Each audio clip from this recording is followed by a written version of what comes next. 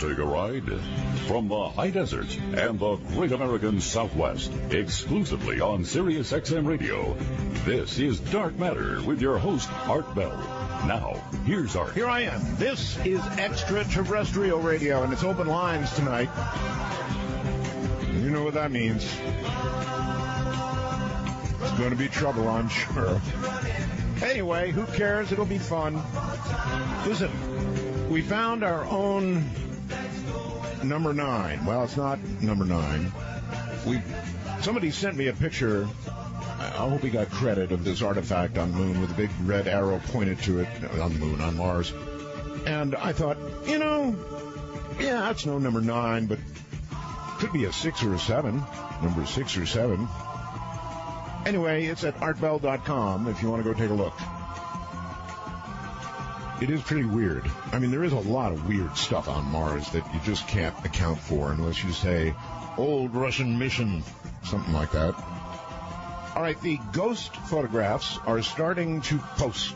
That's right. Keith is slaving over hot mist. Remember, we've got a contest, folks.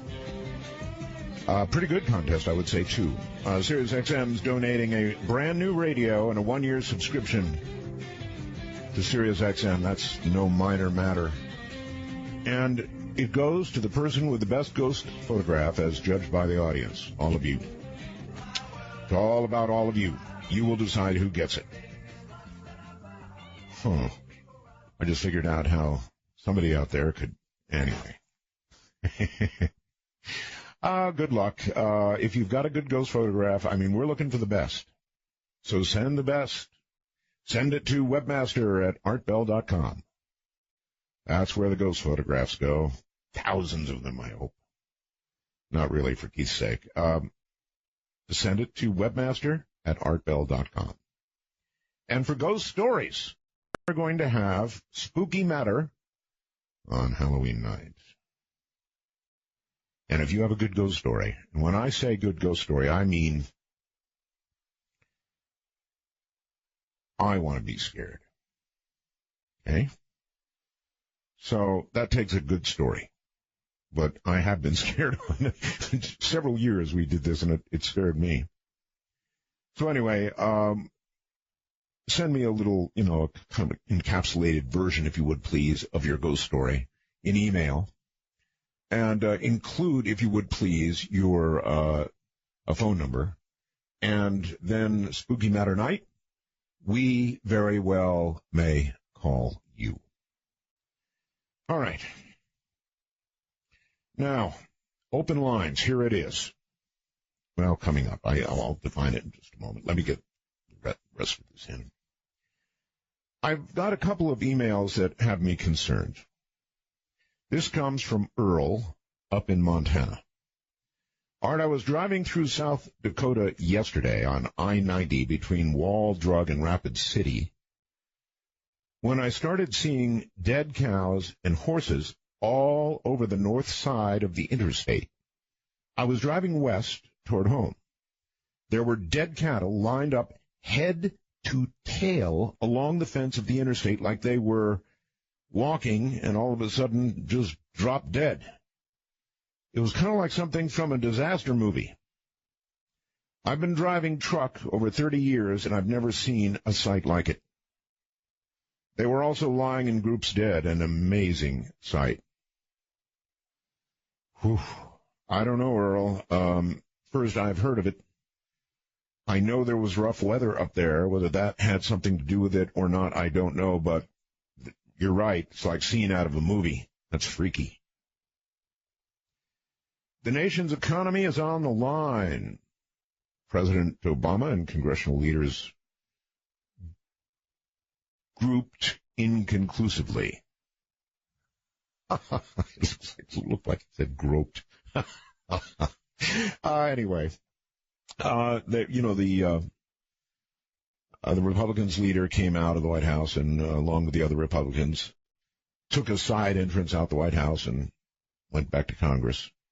So we don't really know what happened, frankly. The news is taking this as perhaps good news that, I don't know, they're not throwing grenades at each other anymore. We'll see. Under pressure from governors, the administration has now said it will allow shuttered national parks to reopen, but only if the states pay for it. Sheesh.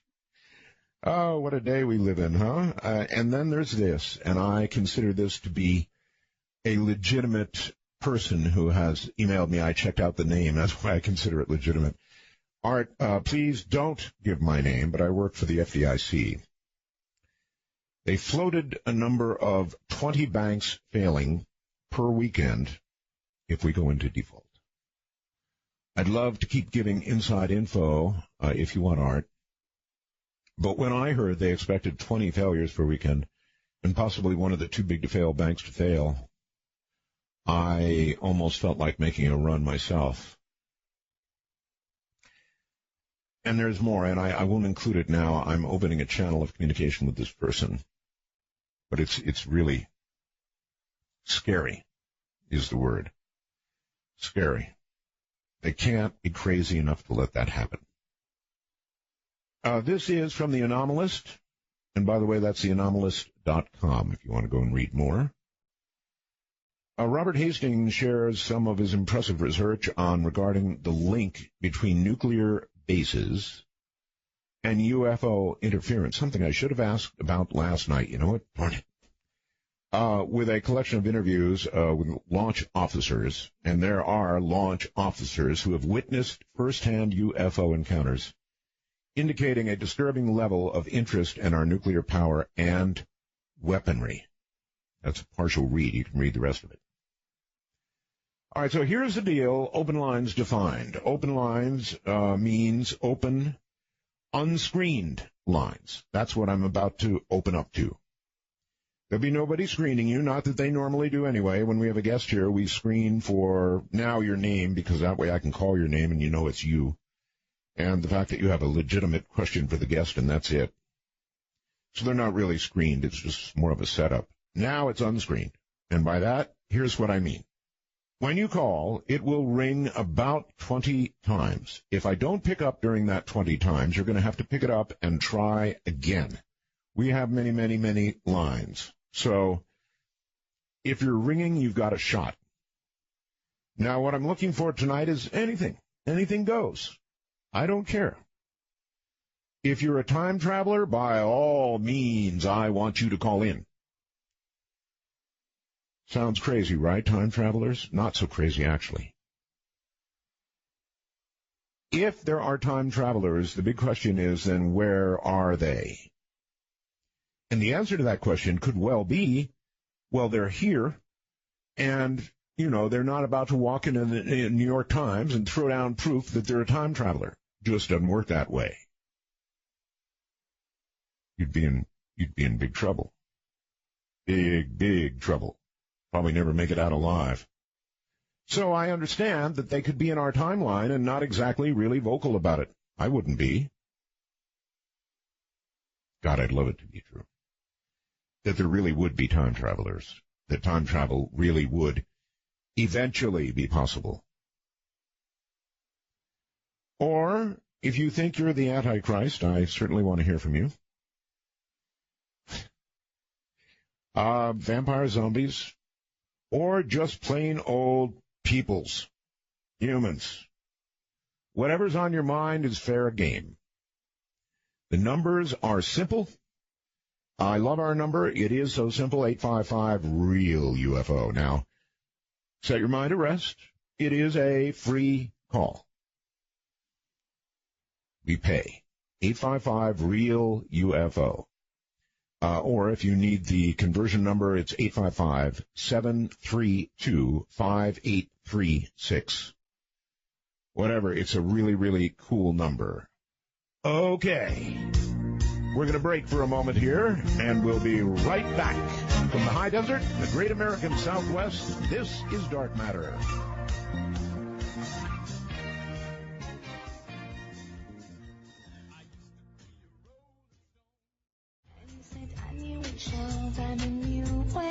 Want to take a ride? From the high desert and the great American Southwest. I already said that. I'm Art Bell from that very area. And the numbers, I'm going to give them, 855-REAL-UFO and or 855-732-5836. And by the way, that's Ross Mitchell, my good friend, who is cutting me brand new ones. Wait till next week. So here we go. Expect the unexpected. This is Dark Matter, and you are on the air. Yeah, Art. Hello there. Oh, I know what we're going to have tonight. Everybody has to turn their radio down as soon as they get on the air. That's very important. Okay, is it me? That's why. Yes, it is you. It is. I got a question. Is the one guest you had on your radio show, Linda Motenhound? Yes. I didn't get a chance to catch her website that she has all her information on. Let me think. Because it kind of, y'all were talking about Bigfoots. Right. We were talking about Bigfoot, yes. Yeah. And I'm sorry, I can't give it to you offhand. I'll get it for you. Somebody will... okay, well, you can just do it on the air or whatever. They'll send it in a wormhole. Okay, I appreciate it. All right, thanks, sir. That's all you need? Yes. A website, okay. All right, well, that was easy. Somebody send it to me in a wormhole. I'm trying to think of it. I've heard it a million times, and it just won't come. You'll get old. You'll see. Hello there, Dark Matter. You're on the air. Hi, this is Benjamin Barron. It is who? Benjamin. Benjamin, how you doing? All right. My aunt used to listen to you. I've been catching a few of your shows, and I've been kind of getting interested in your show lately. Me too. I was listening yesterday, and I was hearing you guys talking about nuclear power and energy stuff like that. That's correct, yes. I was kind of wondering, how much energy does like a lightning strike produce? It produces a very, very great deal of energy. However, capturing it and storing it, if that's what you have in mind, is it? Yes. Is not so easy. Very high voltage, very high current will kill you quite quickly if it gets you. But there's no reasonable way. Well, there's a reasonable way to get it, but not store it. That's the problem. All right. Well, driving by all those wind turbines that you see them putting out there in the Midwest out there. Yes. I was wondering if there was some kind of way to make some kind of lightning rod, and put them out in the field like they are doing those, and using transformers or something to capture and utilize the electrical current from a lightning strike. I think it is a very cool idea. Look, number one, I don't think you want to use them as lightning rods, although you could have a lightning rod on them, and I'm sure they do have lightning rods on them. They're not in favor of the wind jennies getting hit, because if the wind jennies get hit, there's a lot of sensitive electronics inside, and so you don't want that.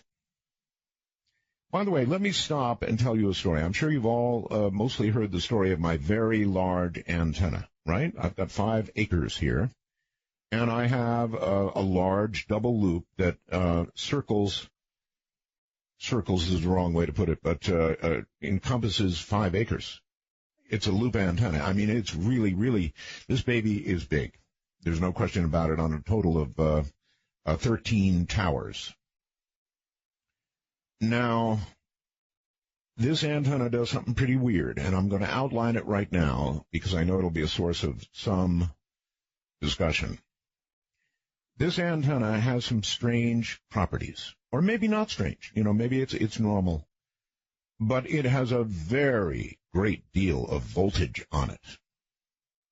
And there's a couple things I want to tell you about this. Number one, the voltage is at a minimum like 330 volts. It has components of both AC and DC, which we saw in a scope.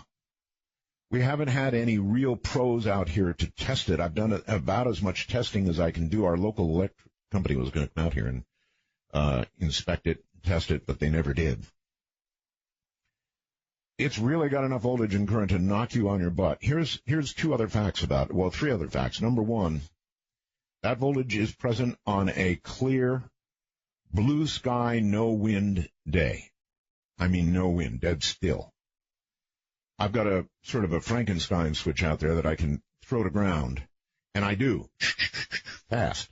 So you would think there'd be a rise time for that voltage, but there isn't. It's there instantly. You can draw a like quarter-inch spark every time you close it to ground, and I mean even in rapid fashion. So the rise time is awfully quick. So that's pretty weird, right? Then people said, well, it might be coupling from your local electric lines. I thought, well, that was a reasonable suggestion. So we tested it when we had a power failure. The voltage was still there. In fact, frankly, I view the voltage as more of a bother than anything else, but of course it has possibilities. I have something that takes it to ground. And I did that after I lost about 2 or 3 very expensive radios. Well, 3, actually. Very expensive. And so I have a special apparatus that takes it to ground with a choke and some other stuff. Goes to ground. Safely discharged to ground. It's an awesome antenna. Then there's one other thing. And you might want to explain this to me, and I probably, it's bad luck for me to be saying this right now, but bear in mind, I have 13 towers out there. The center tower that I feed is 100 feet, better than 100 feet high. The others are, I think, 76 feet each. This is a big deal. In all the years that I've had this up, you would imagine that I would have been hit by lightning a lot of times. But it's never happened. It's me knocking on wood. It's never happened. You know, we're going on 15, 18 years, whatever it is. I should have been hit a whole bunch of times, but I haven't been yet. Knocking on wood. Now, there is a theory that having this many towers, and they're all grounded, may protect me against lightning. I don't know that to be true, and I could well get hit by lightning, and the whole thing could, the whole theory could go up in smoke. Me knocking again. And I tremble every time we have a big lightning storm. But it's kind of interesting. If you go out in the dark and there's a thunderstorm coming over, you can see a kind of a purplish ball of something, like a little plasma ball at the top of these towers. And then there'll be a lightning strike, and poof, the little purple balls are gone. So it may be protecting me. And every time I say that, I have to knock on wood because, you know, as I mentioned, I tremble every time. So that's what I've got here. That's what it does. And, you know, theories beyond that of what does it, you're welcome to contemplate. If anybody has serious equipment, wants to come out and test it, it is available to be tested. Call before digging. Hello there. You're on the air. Dark Matter. Hey, this is Jojo. I wanted to ask, how you doing? I wanted to ask a question. What is your belief on, what is your take as far as, like, if we were to discover life out there, would it change people's belief on this planet? Like, would it, like, shatter the beliefs of people? I guess it would depend on, well, let me turn it around on you. If we suddenly discovered aliens, and we simply had discovered that there is life elsewhere, would that bother you? No, I think somebody had to create them. So I mean, that would be possible. Yeah, I'm with you. So it wouldn't bother you, right? No. Now, if we discovered life and we met them and we got into a dialogue with them, and we found out that they were the ones who had seeded life here on Earth, in other words, they are our parents. Right. Would that bother you? Yeah, that would. That would sound my belief. There you go. Well, I appreciate it, man. I've been a big fan of your show for a very long time, so. Thank you very much for the call, and take care. Yes, I think that's the way it would go for the majority of people. Aliens, well, okay. If they come down holding the Bible and saying, we too believe in God, okay, aliens, no problem. If they come down and say, look, you were seated here just like we were by the Type 3 civilization, 3 stars to the right, then there'd be trouble. Big, big trouble. Hello there, Dark Matter, and you are on the air. Hello, my name's Larry. I'm calling from northwestern Minnesota. Thank you. How you doing, Larry? Good. I've been a long-time listener, and this is my first time I've ever been able to get through to you. And I have a special request of a guest that I would like you to interview and have on your show. Well, Paul Bowman, my producer, is surely listening right now. It's his job. I'd like you to, if it's possible for you to have a person by the name of Gordon Lightfoot. I think he'd be an interesting guest for you to have. Oh, I love Gordon. I had Gordon on before. You missed that, huh? Well, apparently I did, but perhaps I'll go to a website and find it in an archive and watch it. And I saw him in concert 2 weeks ago, and I think he's a really interesting man. Well, he certainly is, and he certainly does sing well, doesn't he? I mean, if you actually, I was sort of into that earlier. If you stop and you listen to the lyrics of a lot of songs, there is wisdom to be found there. He writes great songs. There's no doubt about that. His words tell a story when he's singing. That's fact. And it is truly poetry in motion. Right. It certainly is. All right, my friend, I'll put Gordon down. Thank you. All right, thank you very much. You know who Gordon Lightfoot is, right? No? It's back in the days when people made actual music. What has happened to our music? That's also a good open lines question. If anybody wants to try and answer it. You're kind of on to what I play, right? It's all from, well, the era when, in my opinion, they made real music. What are they making now? I don't think I'll open that one. Well, you know, I want the language here clean.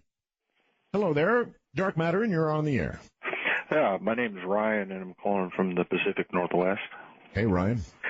I'd like to say hi to all of my friends out there that are listening. I wanted to bring aware. Are you sure you have friends out there? Well, I think I might do. I might have a couple out there. Okay, all right. Hopefully, I don't have too many enemies. I wanted to bring up a case. I know where there is a video and a case that occurred where you can. The photographs of this UFO are so incredible that you can almost see. I'm a little bit nervous here. I know where there are photographs of actual. Slow down. Stop. Take a real deep breath. Just relax. And you're going to tell me about a cool case with cool photographs of a UFO, and I'm really interested. So where would I see these photographs? Well, there was a video of a UFO over the ocean near Turkey, and the video was so clear and so close that you can see what looked like figures standing inside. Mm-hmm. Wow. And if you just all right, you got my attention. Where do I see it? Well, I was going to say that if you're going to have Roger Lear on as a guest in the future, he has the images and he has the videos, and also if you search it down, if anybody searches down for Turkey UFO on the internet, there's a link to this analysis that this expert did in Chile, and I just wanted to point out to the audience that we've been looking for these kind of images for a long time. All right, I have an idea. Why don't you do this for me? Go find the link you were just talking about and send it over to webmaster@artbell.com. Now, if you do that, Keith will look for the link and put it up on the website. How would that be? Sounds good. Okay, can you do that? I'll do that. I got a question for you before I go. Whatever happened to the show you did with this mysterious Victor who claimed to have snuck a tape out of Area 51? Did anything ever come of that? Did you ever figure out who that guy was, or was it all a setup? Do you remember that show? It absolutely was not a setup. Nothing I do on this program is a setup. Everybody thinks, I don't know, JC is a setup. They think that was a setup. Nothing I ever do is a setup. Ever. I would never do that. I'm not saying you did. I'm questioning if. I know. No, I said no. Look, it was what it was. I never found out anything further. A lot of people also believe that it was Whitley Strieber that was doing the talking. Wasn't guaranteed. Beyond that, I don't know. You've never heard from him since then? No, sir. Okay. I'll send that. But I'm totally open to it. If anybody to do with that or any other case wants to get a hold of me, hey, we'll talk. No problem. I'm open for anything. You all should know that by now. Anything at all. Hello there. You're on the air. This is Dark Matter. Art. Yes. Welcome back. Thank you. Wonderful to hear you again. I'm Anne Marie from New York City. All right. And my comment had mentioned something about time travel previously. Yes. And I think, have you ever heard of quantum jumping? Oh, yes. It's all over the web. Yes, it is. But, quantum jumping.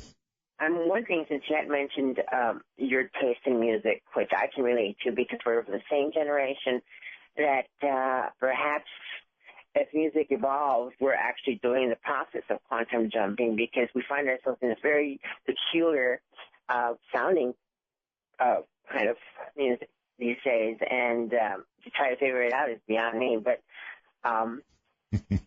really, well, look, I wonder if we're just not. I know what's said. We're just getting old, right? And because I remember my dad, when I liked rock and roll, my dad said, "How can you listen to that trash?" And I did too at great volume. So, but I don't think it's true. I really don't think it's true. I mean, it was good then. It's mostly junk now. Not all, but the majority of it's kind of junk. But yet, right? Music indoors, because every time I hear your show and I hear these songs, I'm always brought back to that time. And that amazes me. I remember clearly. I said I was experiencing those moments with every song. I can remember faces and people and what we were doing. It's actually like time travel, right? It is, because now some of those people that I was fond of in that time, particularly the 70s, are now gone. God rest their souls. If people believe in God. But I thought I'd just bring that up to you because I am fond of that period of music, that period in the 70s and 60s too, because I remember the 60s very well. And quick question for you. I have a quick question for you. If you could time travel and you could go any time, where would you go? When would you go? What would you? To what year would you go? I would try to go back to 1963 and warn the president, John F. Kennedy, not to go to Dallas. Thank you very much. That's a good answer. Can you imagine trying to do that if you could go back and you could warn President Kennedy that he was going to be shot in Dallas? Think of how that would go. You'd go back with a sure knowledge that President Kennedy was going to be assassinated. The absolute knowledge that he was going to be assassinated. And you would run, I'm sure you'd tell the Secret Service. You'd try to get to the very president himself and say, Mr. President, you're going to be shot. You go to Dallas, and you know where you'd end up? You'd end up in a Secret Service holding cell. This is the problem that I see with time travel. Now, perhaps you could go to the book repository and attempt to stop it that way. But if you went back and told the Secret Service or tried to tell the president, warn him, whatever, as that lady said, you'd end up in a holding cell for sure. Dark Matter, you're on the air. Hello. Hello. Hello. Hi. Hello. Hello.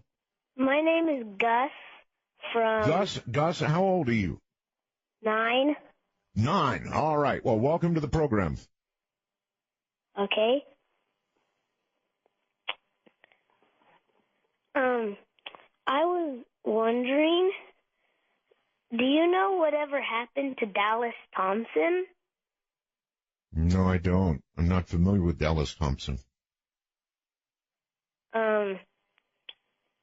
Well, you tell me, who is Dallas Thompson?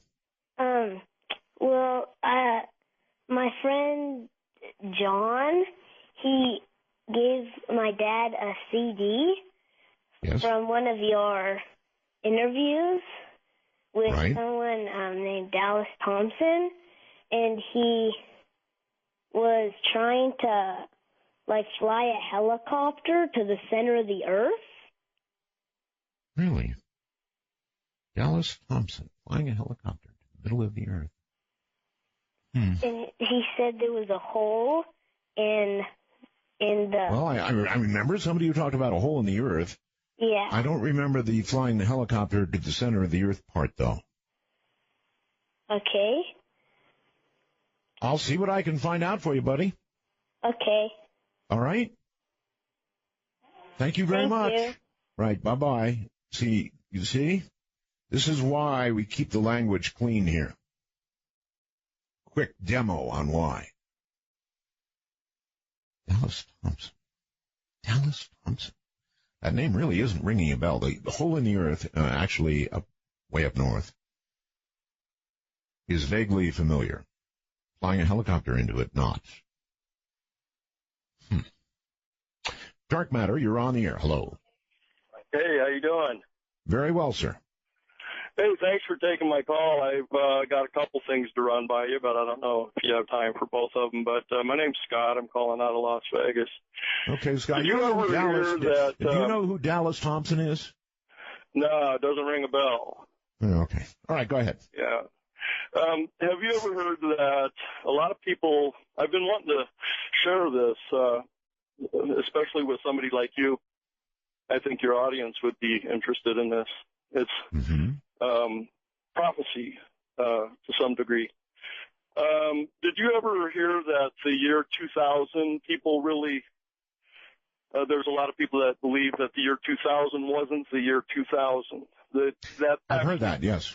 Yes. The year 2001 was actually the year. Yeah, because of a calendar mix-up or something to that nature. I had heard that. Also, I had heard that Christ wasn't born in September. He was born in December. He was born in September, which makes sense because he was in the womb in December and Christ was on earth essentially in December. So you see the light, and it may have taken him 9 months to get there, the wise men and all that. And I heard that he was born in September. And it's my personal belief that the real Christmas, the real birthday of Jesus Christ is September 11th. And it was 2,000 years to the day that 9/11 happened. And this conflict will go on, in my opinion, for 33 years, paralleling Christ's teaching and Christ's life. But 2,000 years later, it'll wrap up, in another 21 years, and on a Friday, and maybe, I don't know. I don't know if it'll be that detailed, but that's my opinion. Or not, that's just one thing I had thought, that it's the beginning of the end and the beginning of the Holy War. And you had to have a major catastrophic occurrence on that day, and that was 9/11. So, got it. All right. So the whole thing. Gee, I hate to think that. I just really hate to think that. I'm willing to go along with. We've got a whole lot of dates wrong. I'm sure we celebrate some things on the wrong days. That kind of information slips away, but I really hate to think that those two dates are tied together. But you never know. In the world of prophecy, you never know. Speaking of Gordon Lightfoot, this is the man that he was talking about. A Canadian, I might say. Probably fairly tasty. I'm Art Bell, and this is Dark Matter. I can see her lying back in her satin dress in a room where you do what you don't. Oh, this is Gordon Lightfoot. Folks, I've been playing his stuff for years. Love it. Absolutely love it. Real music. Open lines. Anything you want to talk about, fair game, and I mean anything at all. So that way none of us know what's coming next. Dallas Thompson was, I guess, on with me about 11 years ago. 11 years ago. And he did have an idea, I guess, to fly a nobody knows what's happened to him. Because there was a whatever happened to Dallas Thompson thing out there. But he was apparently going to fly a helicopter into the center of the earth. Now, that idea would take some serious thought, because if, presuming there was a hole big enough, and presuming you could get a helicopter, I would think that you would run out of fuel before you ever hit the center of the earth. I mean, way before. And that would be very disappointing. Personal point of view, anyway. I wonder what solution you'd have for that. You're on the air on Dark Matter. Hello. Hi, Art. Yes. My name's Paul. I'm a truck driver from the Northwest, from the Seattle area. I happen to be in Portland today, but earlier this afternoon, I was near Mountain Home, Idaho. Yes, sir. And I happened to witness what appeared to me to be an ICBM launch. I came up over the horizon, shot up in the sky, accelerated like nothing I'd ever seen before, and shot across the sky to the east. I don't suppose you got any photography, did you? Oh, no. Oh, Lord, I wish I did. But I called a Boise television station to see if they had any information, and, of course, he was as shocked to hear about it as I was to see it. So as far as he was concerned, he had no idea about any kind of planned launch. Of course, I had my fingers crossed for a while there, wondering if I was going to hear on the news about something on the other side of the world disintegrating. Right. Fortunately, never heard anything like that. So as far as I know, it was probably just a test launch. But you'd think that, that they'd informed the local TV station that they were going to do something like that.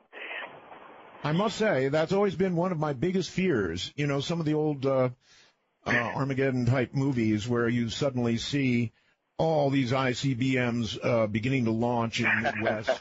Oh, God, that's a scary thought, isn't it? And you got about, at best, 25, 30 minutes or so, and then it's exactly. Baby. Yeah. Yeah, I was expecting to see a forest of them start taking off if everything went awry.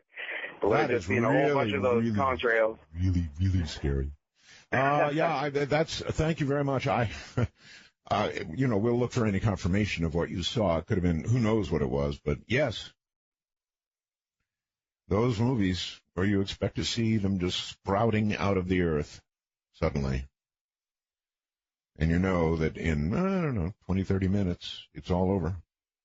I think over the pole, that's about as long as it would take, right? That's what we all live with. We were talking about that a little bit with yesterday's guest. But we all had to live with that. The possibility that at any moment, it could all be over. And there were moments where, I was in the Air Force at Amarillo Air Force Base, and I remember picking up the DEFCON phone when they raised the DEFCON level over the Cuban crisis.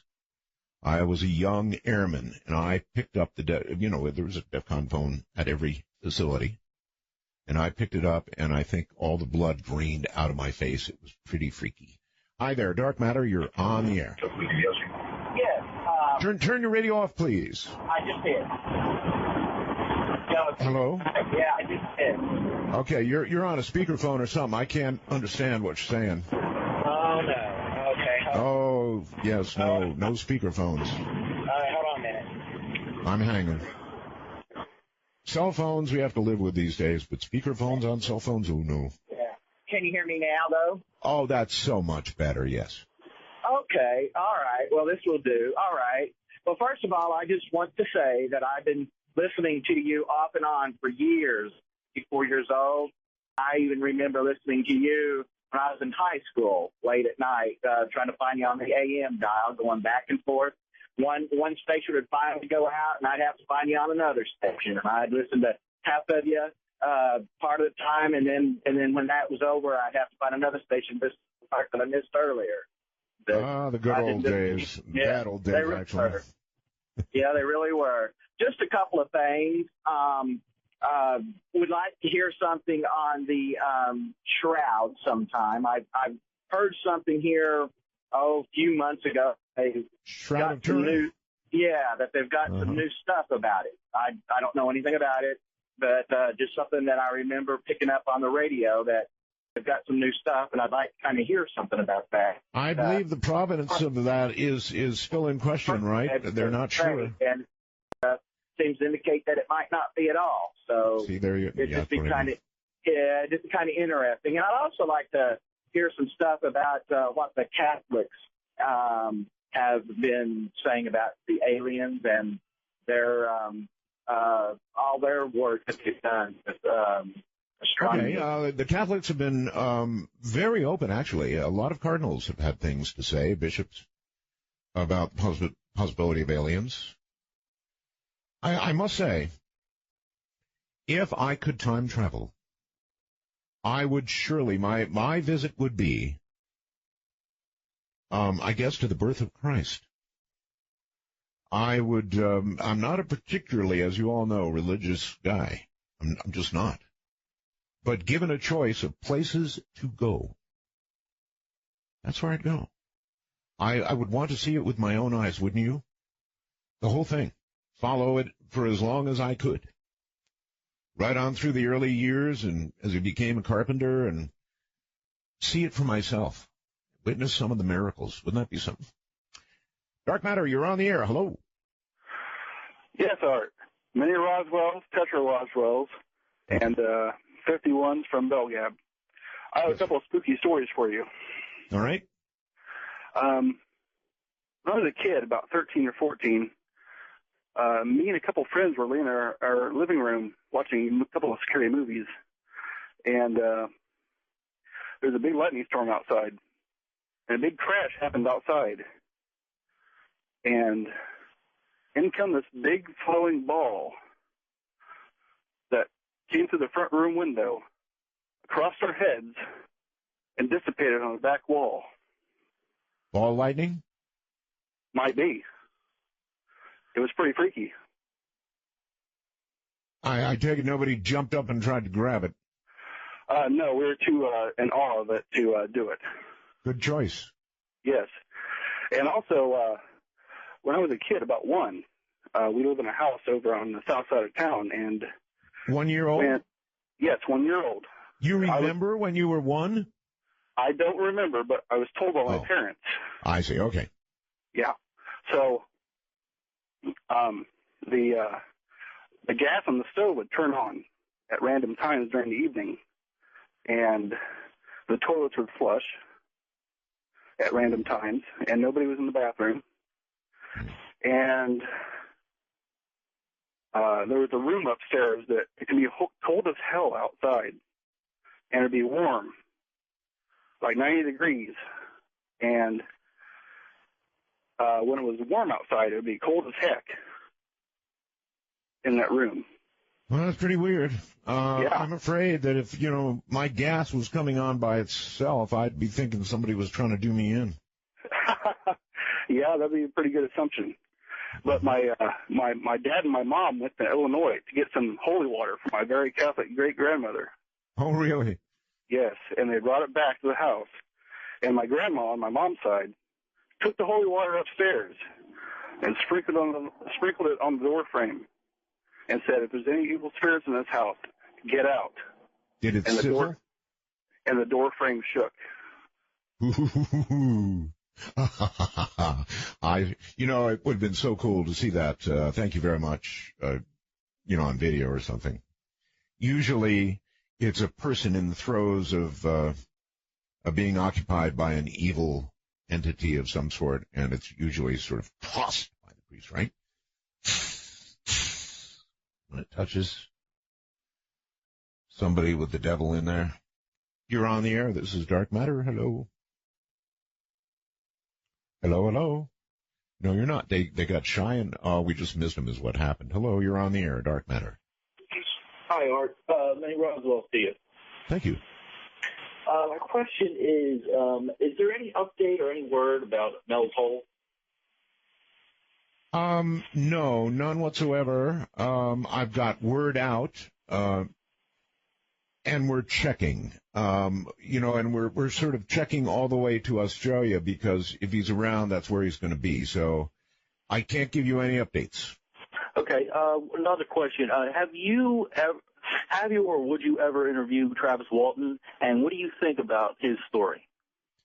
I have interviewed Travis extensively, and I think it's a very compelling story, extremely compelling, and I think he's telling the truth. And so the story is what it is. And I've interviewed him, full show interviews.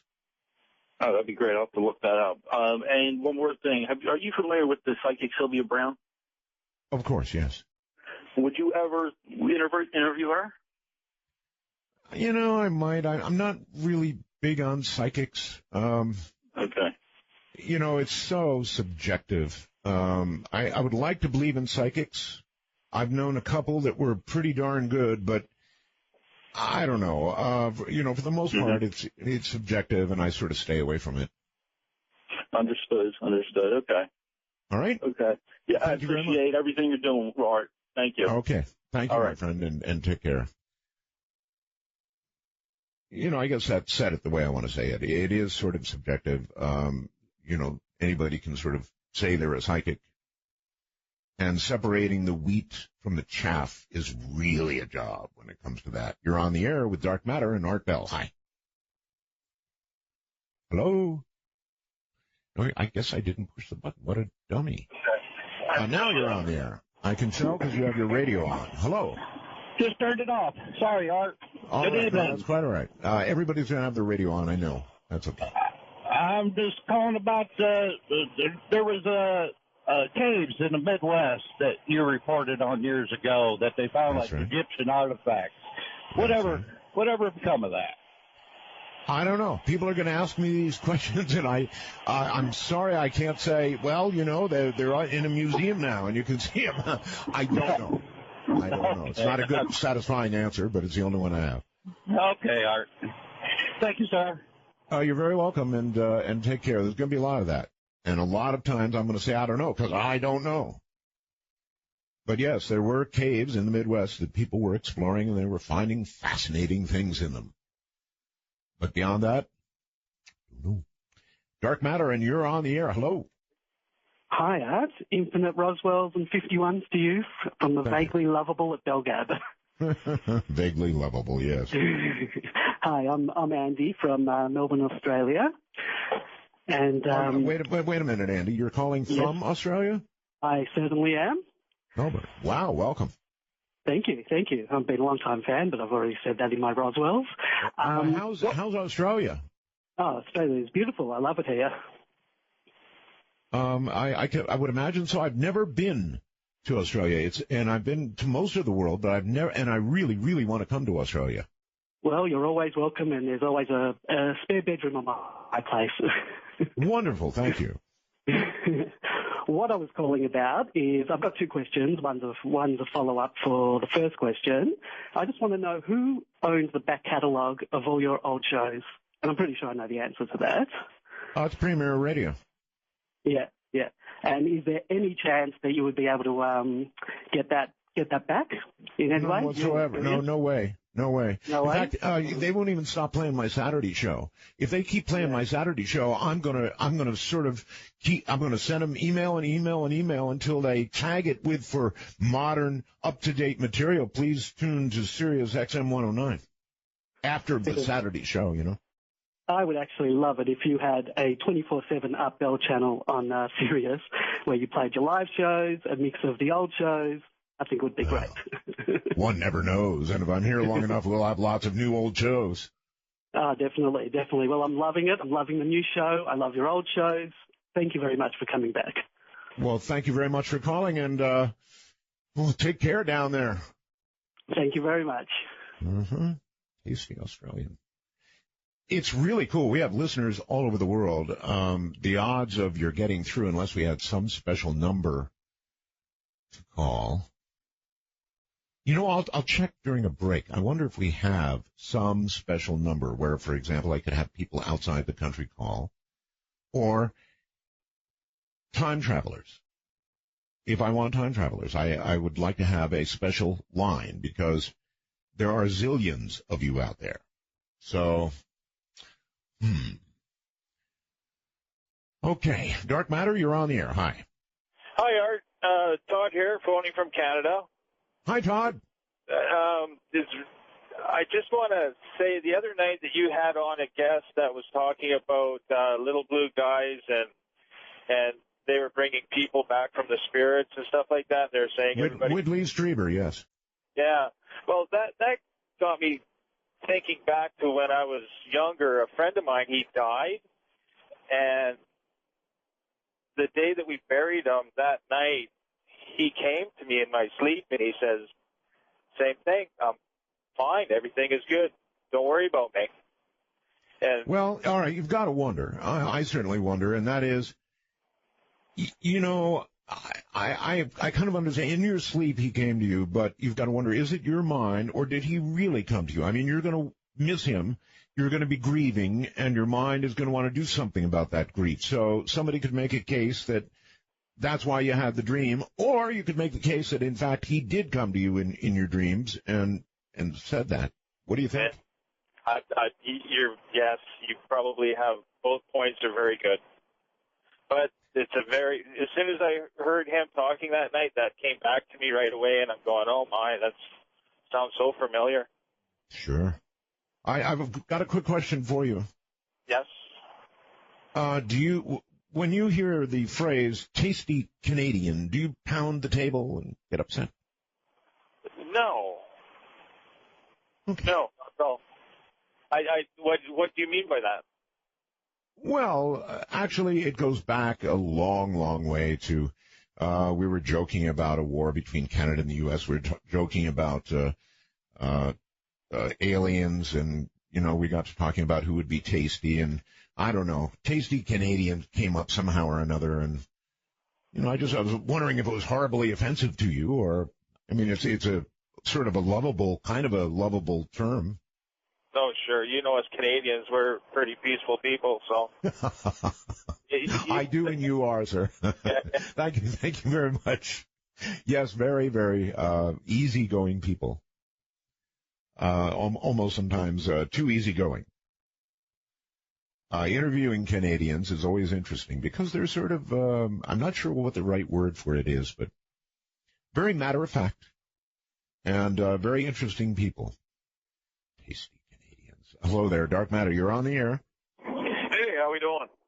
We are fine. Are you a doctor? No, I am not a doctor. Okay. They always say, how are we today? I was actually calling about a medical thing that happened to me that was quite interesting. Okay, Dennis say that too, by the way. All right, medical, what happened? Well, I was having some shoulder pain, and I went to the local hospital, and they were going to give me an MRI to check it out, see if they tore anything in my shoulder, and they asked me if I work with metal or anything before you do an MRI, and I said, yeah, I'm a pipe fitter welder, and they said, well, we'll have to do an X-ray first. So they X-ray up around my head, my shoulder area, and I said, oh, you have a piece of metal in your shoulder. I didn't think anything of it, and I said, well, maybe, you know, something gets under the skin. In my profession, you bump into sharp metal, could happen. So they said, well, we can't remove it. People with this and, you know, this stuff, metal in their shoulder or something like that, we're going to send you to a bigger hospital up in Boston. So they do. I go in there thinking they just got to pull a shot of metal out. You know, I'm thinking, is it a bigger operation or something? And, yeah, they just numbed up the area, and he pulls out this metal, and I take a look, and it's like a little shiny cylinder tube, like stainless steel. And I asked to look at it, and before I could, you know, the doctor just walks out of the room with it, and, you know, told the nurse to patch me up, which was basically a Band-Aid, and it wasn't really much of a procedure. And then I asked him if I could see the piece of metal, and they said, oh, we already got rid of it. And it was. Then I go back to my local hospital, my local doctor. I go, that really wasn't much. And one of the nurses there just said, yeah, whenever anyone has one of those little pieces of metal in it, we send them into the bigger hospital in Boston. Why is it I'm thinking there's a hospital, you said Boston? Yeah. With a whole room full of jars that are filled up with things like what came out of you. Yeah. So, and then miraculously, that thing comes out of my shoulder, and it's the side that I was having pain on, and they pulled that out, MRI'd me, found nothing wrong, and within a week, the pain that I was having in my shoulder was gone. Wow. That's quite the story. I can't imagine. I guess in working in metal, something like that could happen, but yeah, I figured not looking like what you described. I've pulled metal out of my hands, and it looks kind of nasty and dark. It gets discolored. You get a little shot or a sliver in there, and you know, it's like a big splinter. I've pulled stuff like that out of my forearms and my hands. Well, if they yanked a piece of metal out of me, I'd sure as hell want to see it. Yeah, and I wanted to see it. I saw them, you know, they had it in gauze, and they put it in their little plastic tray they had there, and I took a look at it. It was just probably about an inch long, maybe an eighth of an inch around. You know what? They probably took it away from you before it started glowing. Yeah, who knows? But they just pulled it out, and it was nice and shiny, like a little stainless steel cylinder, and I don't work with any metal like that. And I'm like, well, there's no way something like that I could have bumped into something, and I would have felt something like that go in my shoulder. I didn't remember it.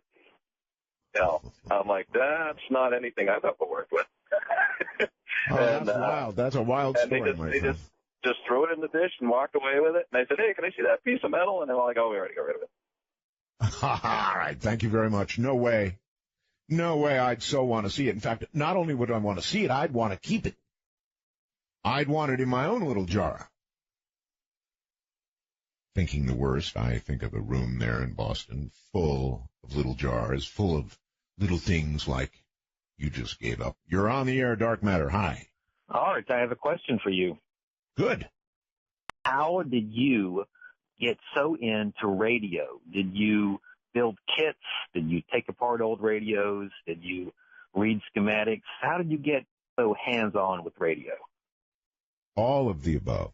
From the time I could go around the neighborhood and collect. I did this, actually. I'm not proud of it, but I went around the neighborhood collecting old radios for a charity that really did not exist. I was very young, you know, and statutes long past, and I would take them apart and build stuff. And so, yeah, that's how it happened. And all my life, I've never done anything but radio. That's fantastic.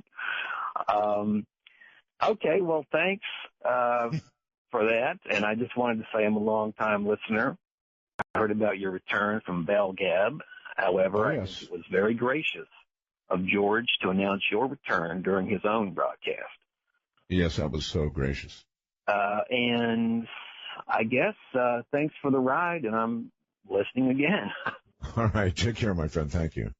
It is amazing, isn't it, how one site gets around to the degree that site does, Bell Gap.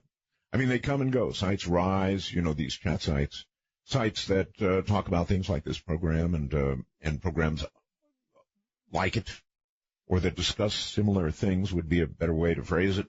It's an amazing age we live in today. On Twitter, I'm ArtBell51. On Facebook, well, I'm just me. But you have to be on these things today. Although I admit to enjoying it. You know, I've got an iPhone 5 strapped right here to my hip. And it's a world that's kind of a lot of fun. You know, for a techie, it's a lot of fun. All right, we have to break here. We're in open lines. We'll talk about anything you want to talk about. I am particularly looking for time travelers. I know you're out there, but there's a lot of lines. There's a lot of people. When I think back on all the crap I learned in high school,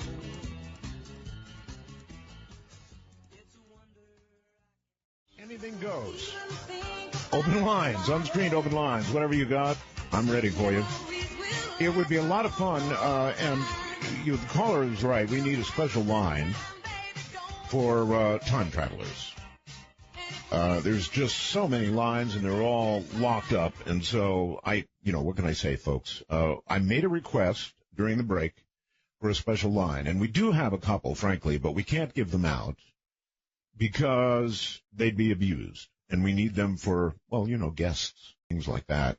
So those numbers we can't give out, but we can probably request and get another line, and I hereby make that request.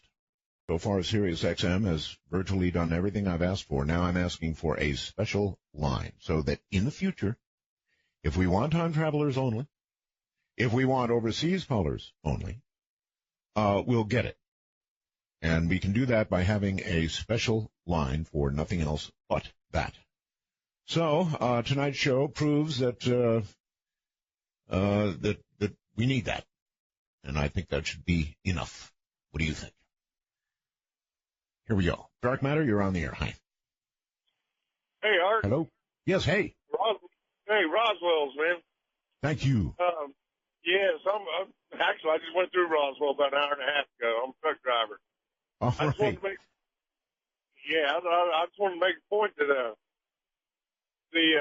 all those dead cattle up in South Dakota, they had a Yes, sir. freaking snowstorm up there. I know. They had bad weather.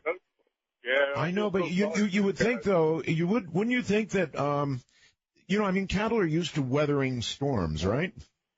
Well, you get that cold and that much snow, they can't move around. They can't move around. They can't get any blood flow, and they can't get no blood flow, and they can't stay warm. They all hunt together, but they do freeze. I mean, that happened out in the West a lot back in the olden days.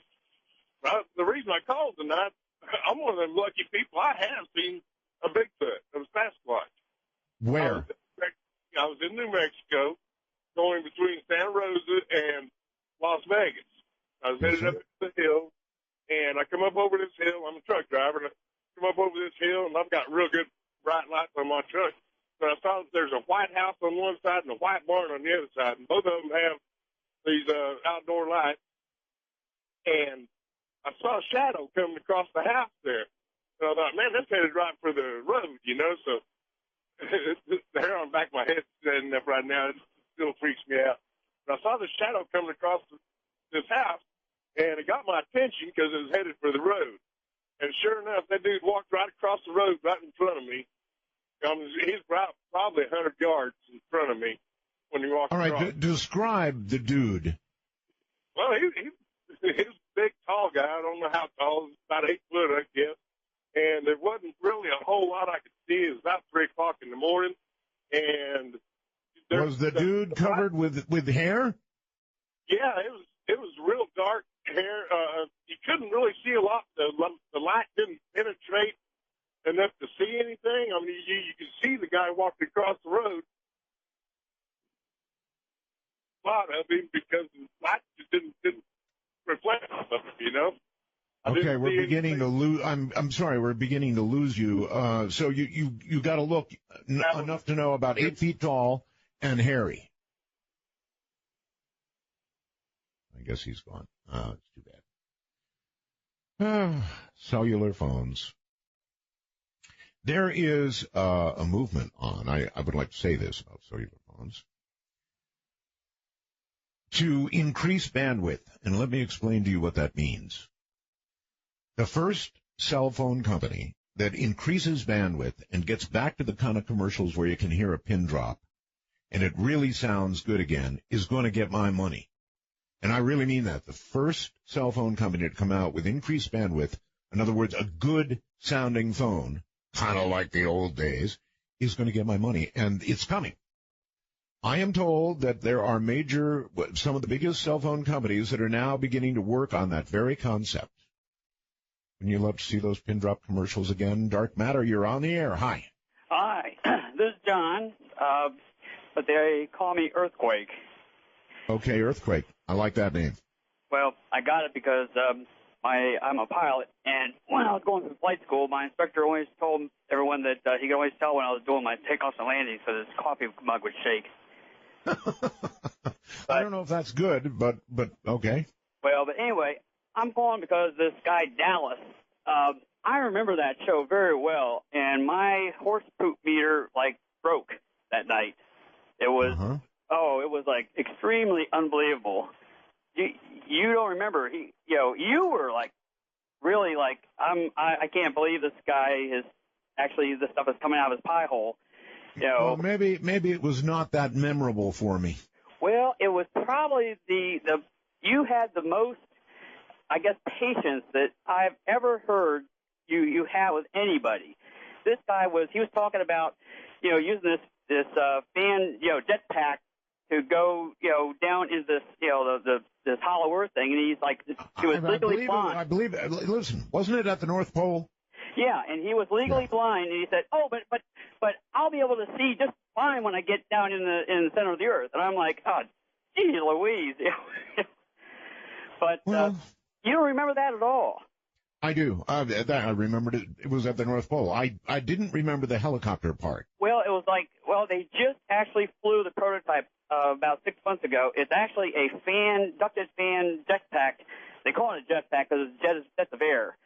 And they just flew it with a dummy, by the way. A real dummy, not like a... Well, all right. I raise, sir, the same objection, and that is, fine. If there's a hole at the North Pole down into the center of the Earth, great. But whether it's a jetpack or a helicopter, you're going to run out of air or fuel before you get anywhere near the center of the Earth. And the guy was blind. Well, that does add a degree. I mean, you know, did he go to the Helen Keller School of Flying or something? I don't know.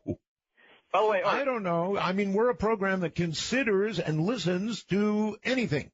Yeah, but boy, that guy's nose must have been growing. So I tell you, it was just like unbelievable. I was just rolling back of my eyes. Actually, rolled in the back of my head that night. But Art, one thing I want to ask you about. Yes. I'm a pilot, and I'm building an airplane. And what I plan to do is I plan to break the absolute world record for doing outside loops. Now, really? my only problem is I had been sick for the last 7 years. I've had like MRSA 7 times. I've had like 6 or 7 back operations. Right. I became diabetic. I had to sell the airplane I had then, you know, but I became non-diabetic. You know, I lost weight and I got off some medications I was taking. And my problem is I need like, I don't know, $25 grand or so to get this sucker finished. Uh-huh. And it's like, I have no idea how I'm going to come up with this money, especially now with, you know, the government going broke. Geez, you know, I was even hoping to maybe, you know, talk to somebody about getting a grant or something. But do you have any idea how one could get an airplane finished in this world right now? No. I mean, I have the engine. I actually helped design it. You know, the plane is going to be stressed for 9 Gs positive, 6 Gs negative. And, you know, I think I could do it. You know, the woman who has the record, she did a 206 outside loops, but she had a husband who was a multi-millionaire. Listen to me. If a guy with horns, kind of glowing red, came to you and said, "Look, son, I know you need 25 big ones to build this plane. All I need is your signature down here at the bottom. It's this little soul thing, and you sign this and you get your money." I'm crazy, but I'm not stupid. But so no deal, huh? But no. I will do a lot of things, but I won't sell mine or anyone else's soul. In fact, I'm the guy that if the guy that's what I call serious faith, my friend. Serious faith. Well, you know, I mean, you know, I think sometimes good things happen, but like I'm the kind of person that there was a movie out where, you know, some guy will come to a couple with this box with a button on it, and if you push the button, you became a millionaire, but then someone else in the world died. That's right. I would not. I would do that. Not on a hot bet. Nope. Okay. Absolutely not. But then again, you know, nice guys don't get the airplanes finished. That's right. Look, a lot of people would say, you know, I really don't believe in all of that anyway. Charles, on here you go. How many of you would do that? For $25,000. It's a guy with horns, and he's glowing a little reddish color. And yeah, his eyes are kind of glowing red. But he's got 25 grand in cold, hard cash. All you got to do is put your signature on that line. You don't believe in all that stuff, right? Sign here. Dark Matter, you're on the air. Art Bell. This is Bill. One of your friendly truck drivers calling you in. Welcome back, buddy. Haven't heard you for a long time. Thank you. If you're cool as a truck driver that you can drive from one end of the country to the other and never lose the signal, huh? I love that satellite thing. That is the best thing since sliced bread, I got to say. It is. I just heard about you back last night. I had a buddy call me, says, have you ever heard of this guy? And I go, oh, my God, no way. Yeah. So I listened to you last night. Welcome back, man. This is awesome to have you back. Well, thank you. We're trying to abbreviate that. When people call, they say Roswell's. What that means is love you, nice that you're back, and all that kind of stuff. Well, many Roswells. Hey, on that cow thing going on up there in South Dakota, that was because of that big storm. We had a bunch of our drivers getting through there. And any idea how many cows were lost? It's in the thousands. And the problem of it is why that guy's stacking them up against the fence is in protest to the federal government being closed down right now. He can't get any aid to help clean it up. Oh, brother. Yeah, so it's going to be a rotten pile here pretty soon. A very stinky pile, yeah. Yeah, at that. But, yeah, still out here, still driving. Glad to hear you back. I've seen another Bigfoot since I've talked to you last. I just heard that other guy talking about it, and they're out here. That's my fourth one I've seen. Listen, I've heard, maybe you can tell me, I've heard there's going to be a truckers' protest back in D.C., where they're going to just sort of line up and do 55 miles an hour. Have you heard about that? Yeah, they did that back in, I believe, Reagan days, too. But I think it was some guy just kind of barking up a tree and hoping to have some followers. There might be a few hundred, but I doubt it's going to be a big jam like they participate. I mean, the price of fuel, the price of a truck, I can't afford to take a day off, as it is. So why would you want to do that? I know that you guys were getting the hell squeezed out of you, and it was just getting rougher and rougher and rougher. So you're saying you have to be in that truck working it virtually every day? Right. With the new hours of regulations they just passed this last year, it's outrageous. I mean, they're forcing now, we're only allowed to work 14 hours in a day. We're only allowed to drive 11. And anywhere in a consistent 8-hour period, I have to take a 30-minute break. I'm forced to do that. And a 34-hour out would give me a 70-hour clock again because we work as a 70 and 8-hour clock with the company I work for. And I'm only allowed to do one of those every 168 hours, which is every 7 days. I've got a question. In the old days, people used to bend the regulations. Truckers, would make up one log and make up another log and stuff like that. Is that still going on? It is, but in today's technology, those were called comic books, We're running on electronic log books, and they're really neat because most of the law enforcement, when they ask you for your logbook, you tell them what's in there on the dashboard of my truck. We're running an electronic onboard computer, and they don't want to have nothing to do with it. They just look at it, that's interesting. Okay. All right, thank you very much. Yeah, of course, this is a cool deal for truckers because, you're sailing through the night, you're working a lot of hours, and you can only listen to music so long before, and it's good for a while, actually, but then after a while, to stay awake, you really need something like this. Talk radio, and it will keep you awake. You're on the air on Dark Matter. Hi. Roswell. Hello. Yes, thank you. I have two words. Turn, please. It's off. I have two words. John Titor. Sorry. John Titor. Yes. Do you think he was real or maybe a Phil Hendricks? Oh, you're talking about Teeter, the time traveler. Yeah, it's him. Titor. I didn't get that for a second. Teeter. Sorry. That's all right. I don't know. I think he is probably the strongest case that we've had yet, in terms of one who's been talking to us about this. I think he's strongest. Now, his thing was different timelines every time he traveled back and forth. So maybe his things didn't come through or maybe didn't come true. But he kind of reminds me of Phil Hendry from 2036. Really? Okay. But, I just thought your thoughts on John to. Well, I'd love to interview him. Those are my thoughts. You know, if he's out there, and if he crosses this timeline, tell him Art Bell's on Sirius XM and wants to speak to him. Gosh, I wish I had a... You know, I mean, the people who are on the lines right now really want to get through, right? So I can't really... It wouldn't be fair to have them hang up and then say time travelers only. That just wouldn't be fair. What we need is that special line, and we will work on it. How about that? You're on the air. This is Dark Matter. Art.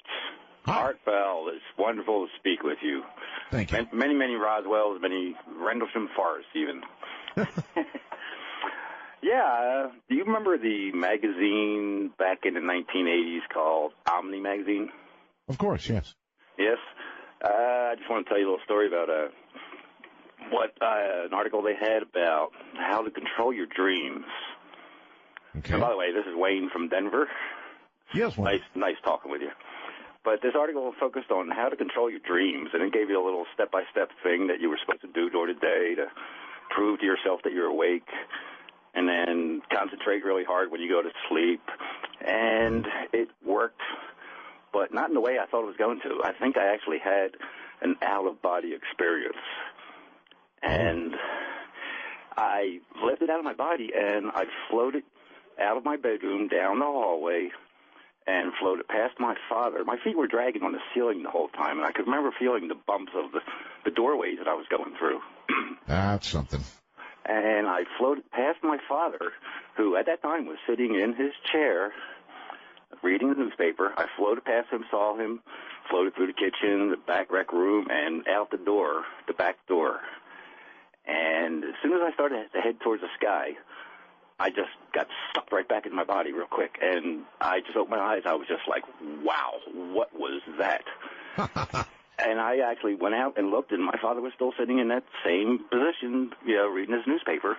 Now, that would freak me out. In other words, you had confirmation that everything was as you saw it in the so-called dream. Yes.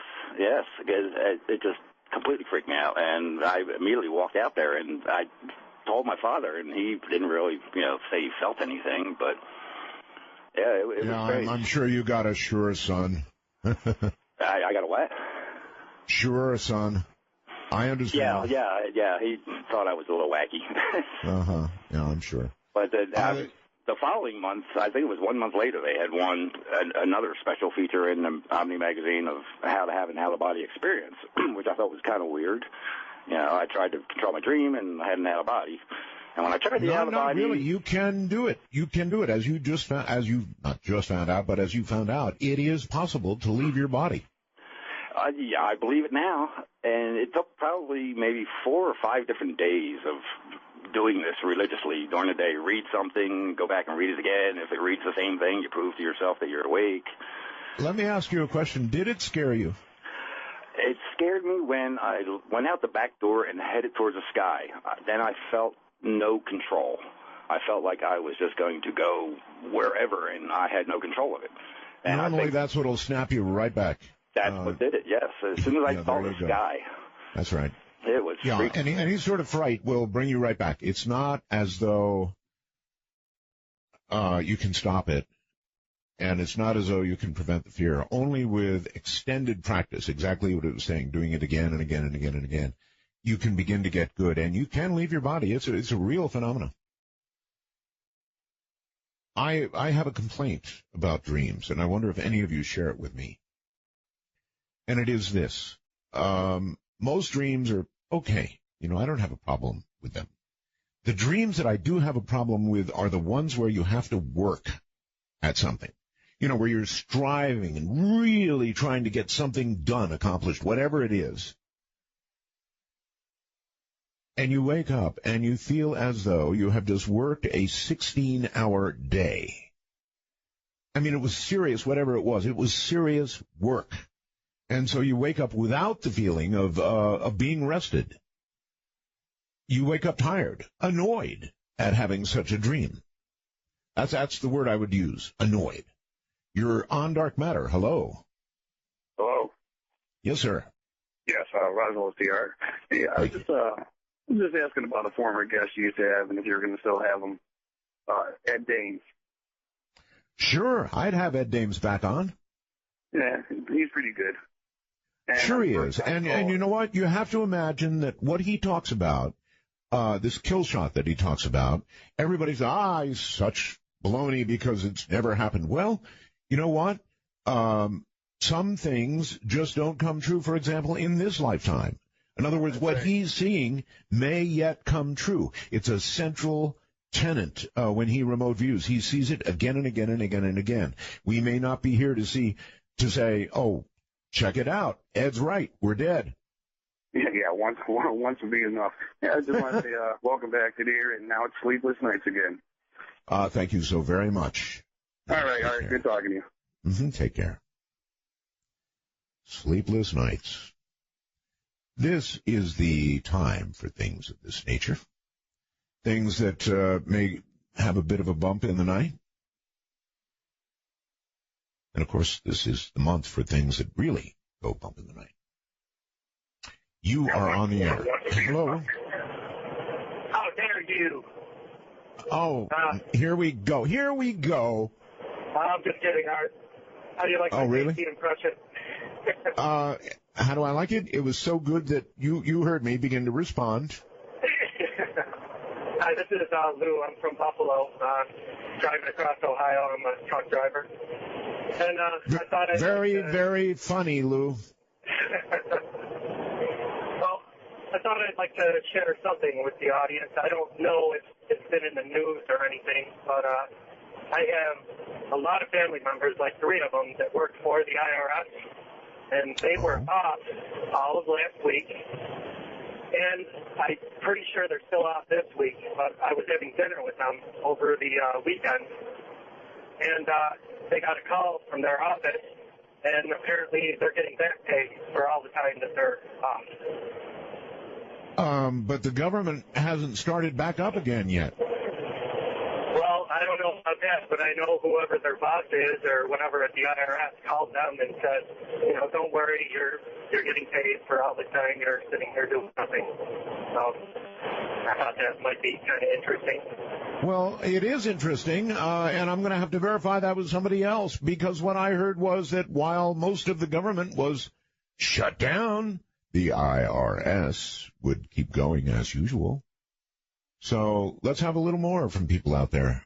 How about the rest of you? Anybody know anybody working in the IRS? The firm word I had was that the IRS would continue as usual. God, he really did sound like JC, didn't he? My. I'm Art Bell.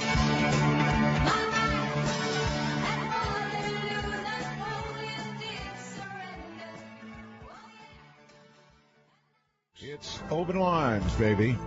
On the screens, open lines. Whatever you've got, we're ready for it. However, please don't pretend to be JC. Get back to the phone lines in a moment. Back to the lines we go. You are on the air. This is Dark Matter. Hello. Hi, this is Gary from Chattanooga, Tennessee. Hey there. Hi, I was wanting to ask you, I know you're a real big ham operator. I'm a truck driver, and I notice, like, when I'm driving down the road, if I got my CB radio on, that I can hear people I'll be in Ohio, I can hear people talking from California. And it was told to me that's like a phenomenon called skip, and I was wondering if you could tell me exactly how that works. I guess I could.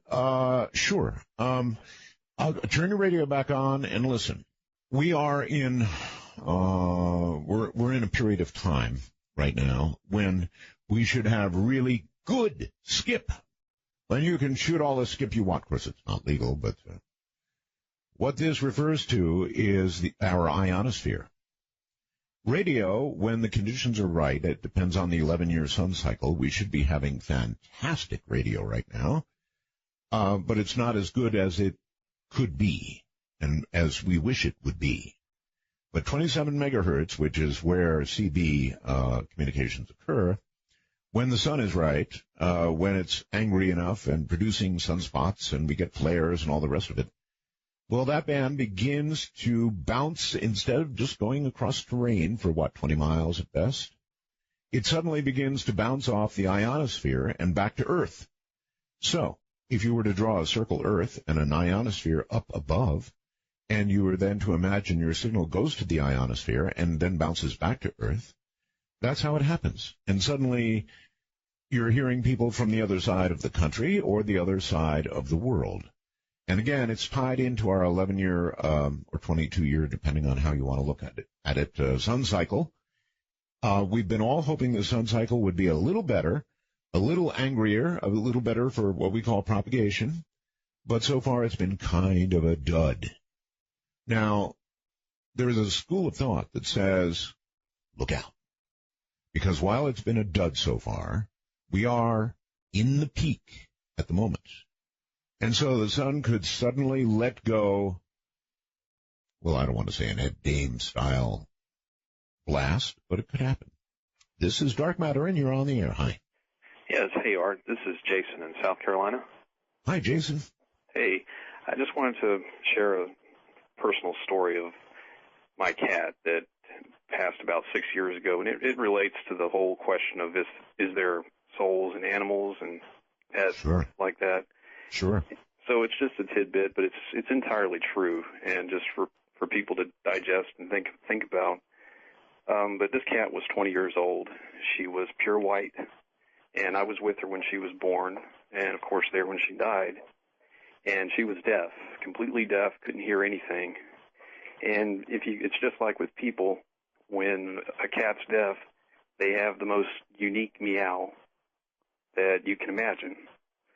Well, she did this her whole life, and I would know it if I heard it today. It's something that you couldn't mistake for another cat or for really any other sound. But long story short, she was put to sleep just due to old age and things like that. And I came back to my home. She lived with my parents. I was 29 at the time, and we were, of course, sad. She was, very important to the family, but I was just sitting there on the couch with my mother. We were quiet after, just 2 hours after she had been put to sleep. Right. And we were just sitting there, and it's a small home, but we could look straight through the door into the kitchen, and we heard this sound. It was just like her meow. I mean, it's unmistakable. It couldn't have been a cat outside or any kind of machinery. I've never heard anything like it since then or before then, just as a random noise. And I heard it, and I just kind of stopped and thought to myself, and I just kind of turned and looked at her and I said, that sounds like Vanilla. And she nodded and she said, yeah, I heard that too. And the state that we were in, we just kind of acknowledged it and then just went on. And I'm sure it was in my mind, and I know it was in her mind. So for me, I'm with you all the way. I'm with you all the way, my friend. Listen, my Yeti is 22 now, and I don't see how anybody can deny it. Well, if you're not an animal person, and I know the Bible doesn't speak of this, but here's my opinion: if we have souls, and I lean toward yes, we do. And you're an animal person, and you look into the eyes of your cat or your dog, and you don't know there's a soul in there, then there's something wrong with you. They have, if you really examine, if you live with animals, then you know. They virtually have all the aspects that we have. They have love. Oh, they have lots of love. They have anger, hatred. They have jealousy. They have on and on and on and on. This sense of possession, everything you can imagine. No, they can't talk. But if you look into their eyes and you don't know that they have souls, then I don't know about you. That's my belief, for whatever it's worth. Somebody wrote, hey, Art, how could you not have remembered your OBE? Well, sure, I had an OBE. It was a very quick one, and it occurred in Paris, France. And my wife at the time and I had gone to Paris on vacation, and maybe that had something to do with it, but I was out of my body, boom, like that. I was in a place suddenly that was the most, well, there are not words to describe how joyful and amazing a place it was. And I guess I was so completely in shock that I popped right back into my body. And I immediately woke my wife up and said, God, I was just out of my body. And I really was, but it was very quick. And I was so shocked that I'm sure that's what popped me right back in again. Dark Matter, you're on the air. Hi. Hello, this is Lloyd in Fountain Hills, Arizona. Hello, Lloyd. I'm going to give you a news story that is 3 years old, 2 years and 11 months. Okay. So it's not exactly breaking news. Well, yeah, but it's something you have never heard before. I mean, I've never heard it before on any program. Okay. Okay, so you're ready? Yes. Okay, remember when the Chinese submarine supposedly shot off a missile in Los Angeles? That was, well, I'll give you the date. It was November 10th, 2010. Oh, now I do remember something about that. Yes, okay, go ahead. Okay, so they said the missile misfired. All right, so I live in Fountain Hills, which I was looking straight north from my house. Los Angeles is on my left, and New Mexico and Texas is on my right. So anyway, I did not see the missile misfire. I heard about that on the radio later on. But when I looked off to the left, this is pre-dawn in Los Angeles and just about dawn in Fountain Hills where I'm at. Right. Okay, so anyway, off to my left is a bunch of balls. I know this sounds stupid, but yellow and green balls. It looked like energy to me. Bright and shiny and all that stuff anyway. And then I looked off to the right, and coming up from behind the trees, of course this is way beyond the trees, but coming up from behind the trees comes this, I don't know what you'd call it, a craft of some kind. And it's coming up very fast, and it's almost transparent, and it's coming up to the curvature of the earth, and then it starts following the curvature of the earth. Now, this thing is huge, and I can't tell you how huge, except when airplanes go over here, they're going over 32,000 feet, they look like little nothing, like little dots. Right. I'm sure hundreds of them could fit on this thing, without a doubt. So anyway, I could watch this thing from those trees.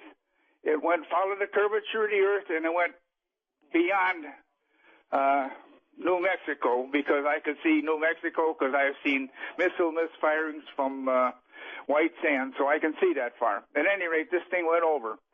And I would imagine I saw it for possibly absolute tops 5 minutes as it went along the curvature of the earth. And at 5 minutes, it went, I'm going to say for numbers, 1,000 miles that I could see it. So anyway, let's go on 12,000 miles an hour or something like that. Now that's the boring part of the thing. The thing is, where was it built?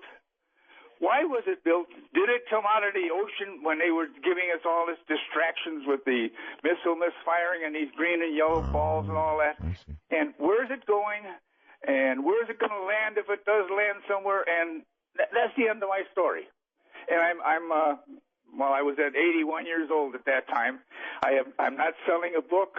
All I gain out of this is ridicule from my friends when I told them, hey, okay. So that's probably what I'll get from you, too. No, I won't ridicule you. Okay. But it's no news. You're not interested in it. Well, of course I'm interested in it. I would have a few questions. Okay, I'm listening. Something as big as you said it was, traveling as fast as you said it was, should have been reported by a lot of people. Would you agree? Exactly. That's why I never called it in that night. I thought, oh, God, everybody's got to see this. I've called Art Nuri hundreds of times, and I can't get through to him. It's always busy. Art Nuri? Huh? Art Nuri? No, George Nuri. I called Nuri. George Nuri. I see. I called him hundreds of times, and it was always a line busy, and then I finally gave up. I see. Okay, and other good questions. Who could have built this thing? And where would it have been built? And is that the only one that has been built? Well, anyway. Yeah, I of course have no idea, no answer for all of that. No answer at all.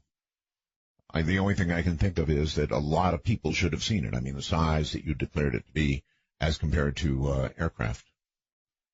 You're on the air. This is Dark Matter. Hello. Okay. How you doing? I'm okay, sir. Hey, this is Brent. I want to talk about ISON meeting Planet X by the sun.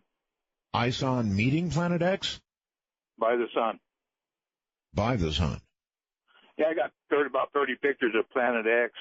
And Hoagland, remember he was saying about the ISON, that when you looked at one of the pictures, it looked like a honeycomb, and he thinks that there was, people coming up and find something. No, we're confusing some things. He had a picture of a comet. Right, of the comet ISON, right? No, sir. That was not a picture of ISON. Oh, I thought that was a picture that NASA that they took of a comet, but it was not ISON. Well, anyway, I got about 30 pictures. I've been taking these pictures for the last 6 months of the sun. You put your sunglasses up to the lens of the camera and you take the pictures, and you get to see Planet X right there by the sun, which is around 7 o'clock, and then I've been really curious about this whole Planet X thing. I mean, if Planet X was the kind of thing that you could, you mentioned hold your sunglasses up to the camera and then take a picture and see it, a whole planet, Well, you don't see the whole planet. You just see, it's like a light. I mean, it's really small, but when you take the picture, you can see that. Now then a few months later, which about 2 or 3 months ago, I forget the guy's name, but he said if you take the picture and get there's a dormant sun with it. And so I was thumbing through my pictures that I got, and I can understand where he was talking about the dormant sun, because I have about 6 of them, and it's up there. All you got to do, and if you want to Google it, go Google and punch in Planet X. They'll tell you all about that. I know, and I'm not buying it. I'm sorry. I've been hearing about Planet X since I could read. And that would be a while. People believing that there is a Planet X. And people like this last gentleman who think that Planet X is just basically sitting there in full view. I'm sorry, sir, I just don't buy it. I just don't buy it. Now, could there be a Planet X that would be a rogue planet and would enter our system and cause havoc? Yes, that's certainly a possibility. Astronomically, it's a possibility. But is there a Planet X just hanging out there in our system right now? No. No, I don't think so. I just don't think so. You're on Dark Matter. Hello. Hi, Art Bell. How are you? Just fine, sir. It's an honor to talk to you and Megger Roswell to you. This is John in 8MXA in Athens. All right. Just wanted to wish you the best of luck on your new show. Well, thank you. And you've done a great job so far. It's awesome. Well, thank you. All right, sir. You guys have a great night. Tell that guy on the CB band he needs to get into the ham radio and get on the 10 Well, a lot of hams are somewhat tend to get somewhat upset with CBers. I'm not one of them. I really don't care how you get into radio. If your path is through the CB band, that's fine. And as a matter of fact, CB is actually fine. So I'm not one of those hams. I don't get my nose out of place with CBers at all. In fact, when I'm on the road, I will use CB because CB will tell you what's going on, where the trouble is, where the traffic jam is, roads to take to get around it. It has a very serious use. Anyway, it's a great way for people to get into radio and then eventually into real radio, which is ham radio. So I'm kind of a fan of it, frankly. Whatever stepping stone. You're on the air. This is Dark Matter. Hi. Art, how you doing? Very well, sir. I go by the nickname Florida Jim, and I'm Florida Jim, okay. Yeah, I'm calling about John Teeter. Okay. I had the privilege to interact with him back on your old Post to Post AM forum back in 2001. You mean Coast to Coast? Well, yeah, you guys had a forum up with the Post to Post name. Oh, I see. Yeah, Keith Rand.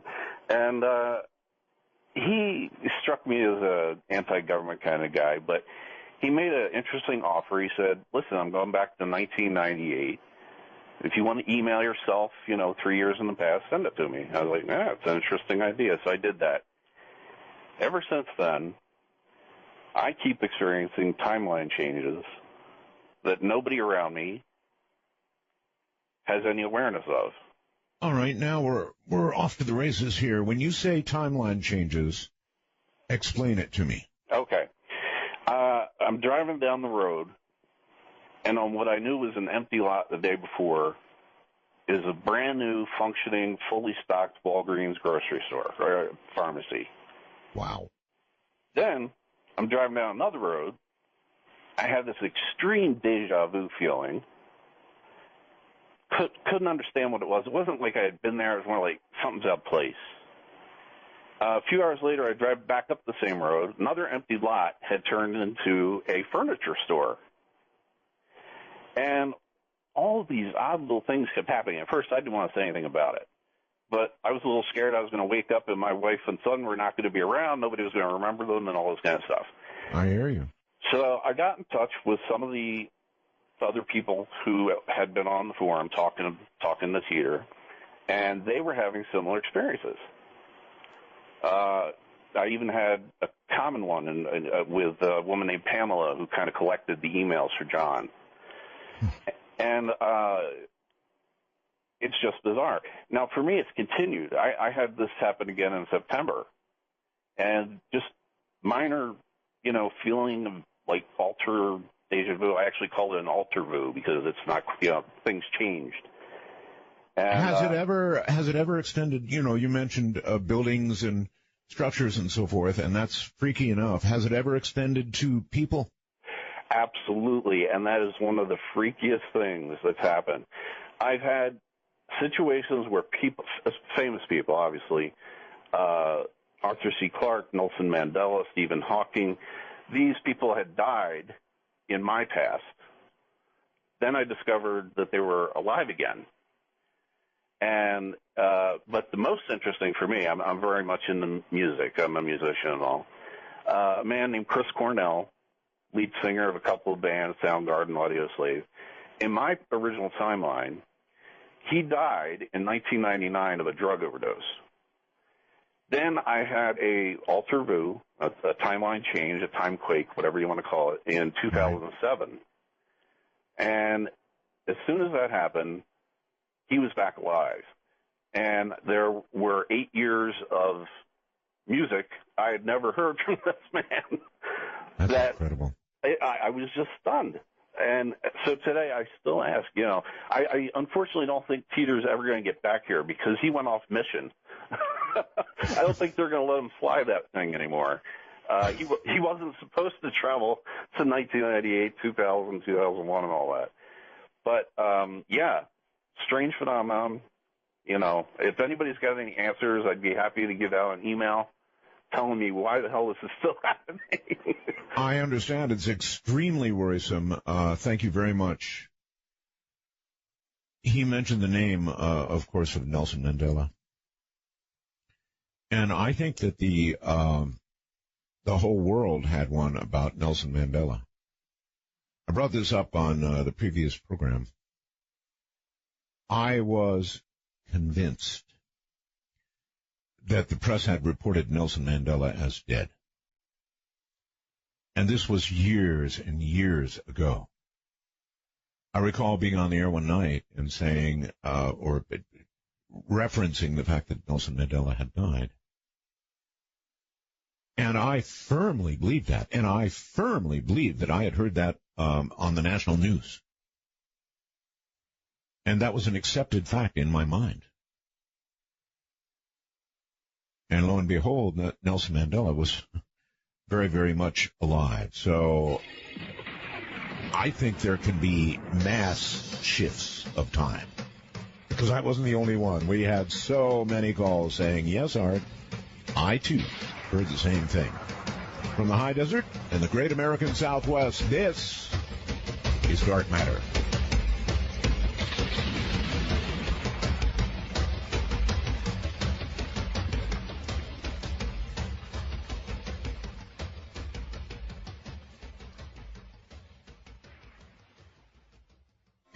I'll tell you what we'll do. So I'm going to tell you ahead of time. Our next break will be, I don't know, like around 9:45 or 45. I so many time zones here. 45 minutes past the hour. So what I'm going to do when we get to that break is I'm going to clear the lines for only time travelers.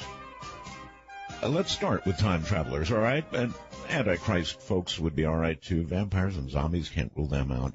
All right, we'll do that in the next break. That way, everybody will have an opportunity to get through between now and then. And you'll know that as of the next break, you should all hang up, and we'll just hang in there for time travelers and the rest of that jolly little group and see what we can get. In view of the fact that we don't have a special line, that's about all I can do. Dark Matter, you're on the air. Hello. Hi, Artel. I got a question for you. Remember earlier this year when a lot of strange phenomena, strange noises from the sky were reported, and it was all over the internet.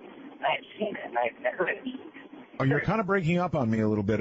Earlier in the year, a strange phenomena all over the internet, something. Strange noises from the sky, Art. Do you remember hearing about that? I do, yes. What is your opinion on that? I have none particularly about the source of them. We hear strange noises here all the time, big booms, and we sort of know what they are. They're dropping bombs over at Fort Irwin. And when I say big booms, I mean gigantic booms. So we're kind of used to hearing strange noises, but I know what you're referring to on the internet, and no, I have no idea. I guess he's gone. That's sad. Well, that's the cellular world that we live in now. Now you know why we require that our guests have a corded phone. Sorry about that, sir. The gods were not smiling on you. Dark Matter, and you're on the air. Hello. Hello, this is Joey from Alabama. Hi, Joey. Hey, is this Hart Bell? I'm the only one here. Okay. Hey, I wanted to thank you. I'm a new listener, and it's awesome getting to hear you every night. So I wanted to ask a question, and I also wanted to make a comment. I remember somebody calling a little earlier about dreams and being able to control their dreams. And I don't really believe that you can control your dreams. I think there's something greater than myself when it comes to dreams. And I wanted to say that it's kind of hard for me to say this on the air, but I'm a recovering alcoholic. And for the past 15 years, whenever I would dream about drinking, whenever alcohol would be in my dreams, I would either be chasing the drink, I would be drinking the drink, or I'd be running from something bad that happened from drinking. And that would be a constant thing that would happen to me. And anyways, I'm kind of a new person in recovery, and something amazing happened to me last week. I had a dream, and my friends were all drinking and having a good time, and it was for the first time in my life. In my dream, it did not faze me. I didn't want it. It was nonchalant to me in my dream, and I woke up, just amazed that hadn't occurred. And I guess I guess it's like a testimony. I guess that I think only good and evil control your dreams, and I believe something good is working in my life. Well, maybe, sir, your dream was an actual breakpoint for you. In other words, if you had that dream and alcohol was involved and you were not drawn to it as you always have been in the past, that could be a true turning point, I would think, in your life. And it could be, I don't want to diminish, the dream in any way, but it could be a wonderful sign for you that you have mentally turned the corner. I don't know. That's just a wag, which some people refer to as a wild-ass guess. Hello there on Dark Matter. You have achieved the air. Hey, how you doing, Art? Very well, sir. Thank you. I'm a driver driving through Nebraska. I want to say welcome to Sirius Radio. It's about time. It's been a long time. Great to be here. I got a story back in 2001. I used to deliver to stores at night, and we had a key to all the stores. And I had pulled around to a loading dock in the back of the store. And I got out of the truck and I walked around to the front of the store. And the front of the store was open. The door was wide open. I guess the manager had gone home for the night and forgot to lock the door. And we were instructed, to call the police because it happened now and again. And I went into the front of the store, and I went to the front desk, and I went to pick up the phone. Picked up the phone, and there was no dial tone at all, nothing. And I knew there was another phone back in the loading dock, so I walked into the back loading dock, picked up that phone. That phone was completely dead. Huh. I'm thinking, what the heck's going on? So I came back up to the front of the store, and of course, it was one of those nights when you're scaring the crap out of all of us. And I went to the front desk again, and I picked the phone back up, and every line was busy. They had, I guess, 10 lines on that thing. Every line was lit up. Every line was busy. And I said, well, I've had enough. I went outside and got my cell phone and called in. But anyway, welcome back. Good to hear from you. Well, thank you very much. Good to hear from you, and take care. Yeah, that's weird. Life is full of weird things that occur, and there simply is no explanation for. I know many of you, if not most of you, have had them occur to you. So I guess that's what makes programs like this, the fact that these things do occur. And there is no explanation, no logical explanation for them at all. Unlike most things that happen in life, every now and then one of these rolls into your life, and when it does, it stops you cold. This is Dark Matter, and you're on the air. Hello. Hi, it's Roswell's. Thank you. Yes, I was wondering if you would ever consider having Jim Mars or Eric Von Däniken on your show one night.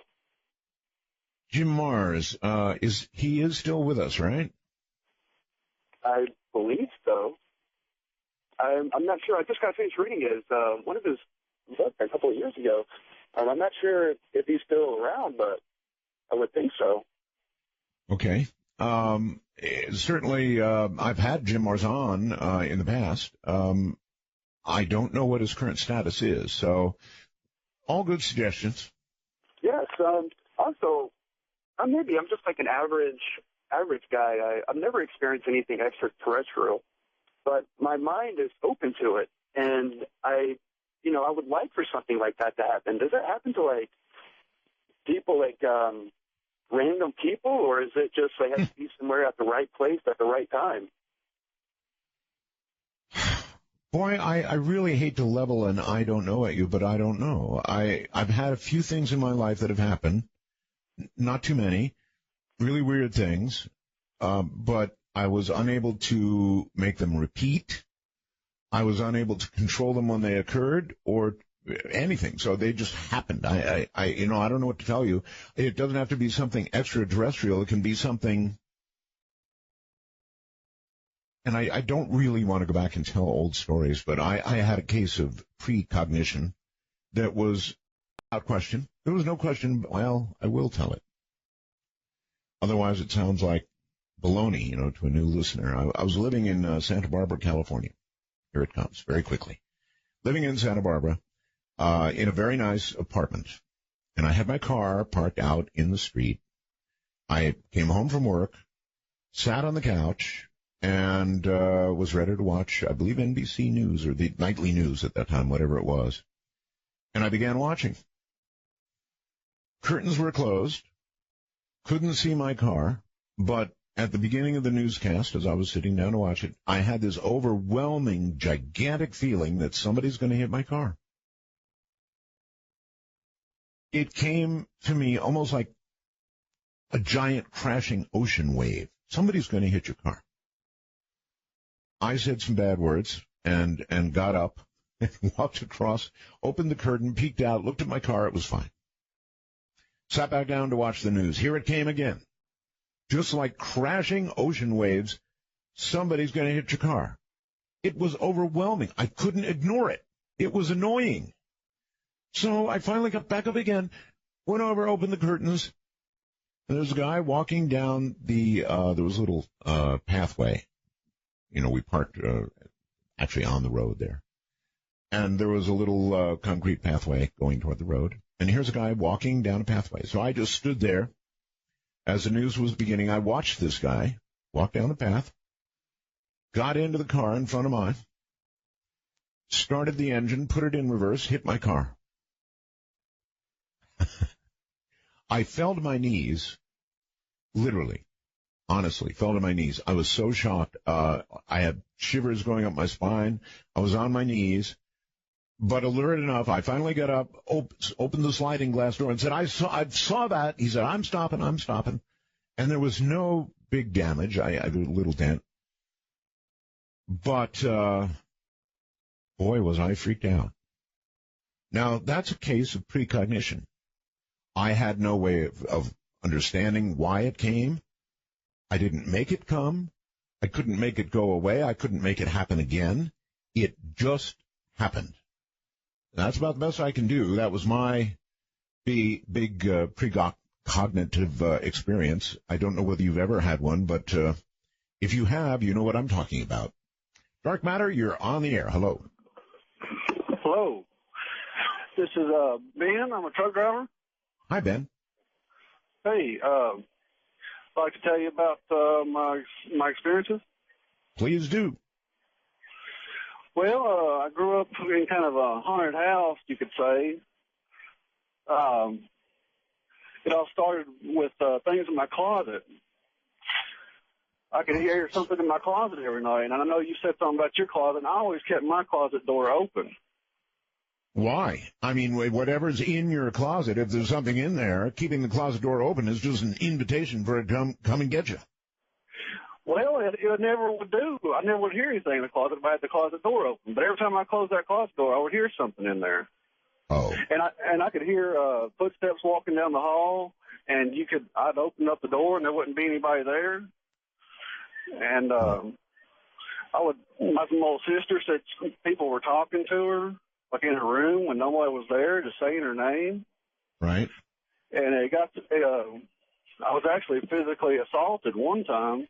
Really? I was in my room, and I stood up, and my head was slammed against my desk like 5 or 6 times, just over and over, and I kept saying, what is going on, and stop. And next thing I knew, I'm laying on the floor on my back, like it threw me on my back.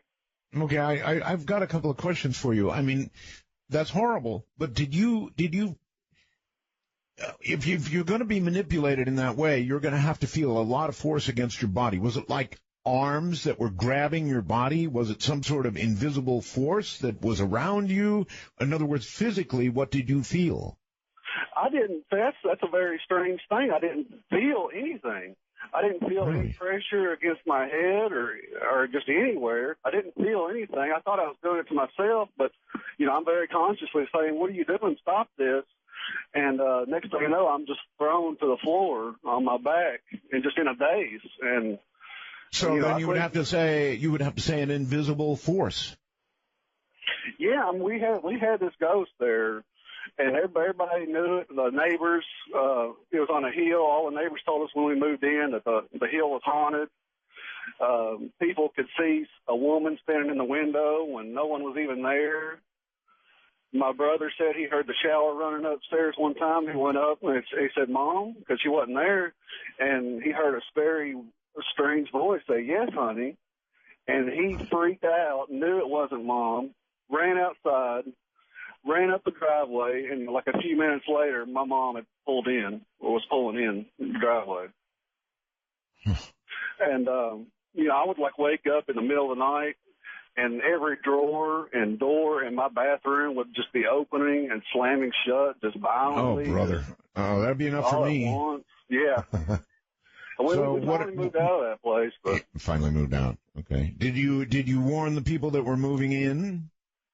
No, they actually have it on the market right now, and say I don't even live there anymore in that town, but it was definitely a creepy place. I appreciate the call, sir. How about the rest of you? Would you warn if you were moving out of a haunted house? There are actually laws now, that require you. They do to notify somebody if a house is haunted. However, in real life, I would have to say to warn the person who would be buying the house that you've been trying to sell for some time, particularly in a market like this, would probably not be something you would do. So what would you do? Answer, you'd keep your mouth shut. If you wanted to sell your house, you'd keep your mouth shut. And this is how haunted houses are sold. Dark Matter, you are, wait a minute here, now you're on the air. Hi. Hi, Art. This is William from Texas. First of all, are you still taking normal open calls, or is this time traveler time? I am until the break. And the break is coming up pretty soon, and then I'm not going to take normal calls. I'm going to take time traveler calls for a full break. Okay, good. I've been away from my radio for a few minutes. Didn't want to miss it. First of all, infinity to the power of infinity Roswells to you. I've been listening for over 19 years. Never called in until now. Art, I have a few thoughts regarding the Matthew Alper guest you had on your show a couple weeks ago. Something you said during that show, it sparked a few ideas that I had that might explain something. Sure. So first of all, I hope to kind of explain a possible explanation of the near-death experience and the viewing of different deities during that experience, not necessarily being a proof against God, as Matthew alluded to. So first of all, let's assume Matthew has some level of correctness. I'm kind of going fast through this because I know time's of the essence. So with the idea that there is a God part of the brain, let's assume he's correct with that, yearning to seek out a higher being that created you. So first of all, I'm not trying to explain the infiniteness of God by comparing him to a mere human being's logic, but this flow kind of helps me explain it and understand it with my feeble mind, actually what might be happening. So let's go with what I've read and heard others say many different times over the years, that they're where they compare God to being like a computer programmer. Of course, many infinitely times more intelligent and powerful, but essentially you've got source code, and that would be DNA. Could it be explained by DNA? And of course, all programmers start with source code. They compile it. They have a final product that comes out. The program, if you will, the end result. In this case, it would be a human being based on God's source code. So next, let's consider some recent scientific results that kind of compare the universe as if it was a simulation in like the Matrix or a simulation inside a computer. So again, back to thinking of this like a computer programmer. By the way, I can send you a lot of research on that. But now, if you think of God as a programmer, DNA being the source code, the compiled version being a human being, you could think of God giving you a brain, a device, okay? And this device, this brain, allows you to think and so on and so forth, might very well also have a phone back home to your creator section. Of course, why not? Any good computer programmer or human engineer might build into any device he might make ways to communicate with it. The device might phone back home to home base, so to speak, telecommunications equipment, etc. So again, I'm not trying to equate God's infinite power to a mere mortal human engineer, but in this example, I'm kind of running through this where, for instance, prayer, meditation, that's where you come in, Art. You kind of made me think of this when you said the electromagnetic stimulation of the brain. You could kind of consider that as hacking the communication section of your brain, your device. Perhaps again, like any hacker would hack an electronic device, and that would activate the typical near-death experience, the tunnel, the light, and so on and so forth. Seeing the deity that you're individually familiar with, and that you've studied and learned about it and accepted all of your life. So, of course, the near-death experience occurs, real situations, an accident, you're very sick, so on and so forth. You've hacked the communication area of your brain with electromagnetic stimulation in the labs, for instance. It may not be your time, you come back, and so on and so forth. Now, the last part, back to the programmer analogy, if indeed this all happens to be true in some way, shape, or form, there's a dedicated part of the brain that attempts to fill in with a God concept. That's where the part where you consider it being filled in with a variable. Again, back to computer analogy, in a website, or you're filling in your first name or your last name. That little first name spot would be, in your case, Art. In my case, it would be William, and so on and so forth. So it's a conceptual variable. So you're activating that part of your brain. It's conceptual.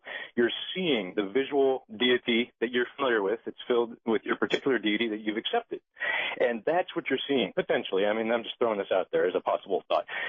And so essentially that would prevent shock. You know, seeing something unfamiliar would be bad. And that all could be very well just part of the programming God gave you in your device when you're phoning home. Okay.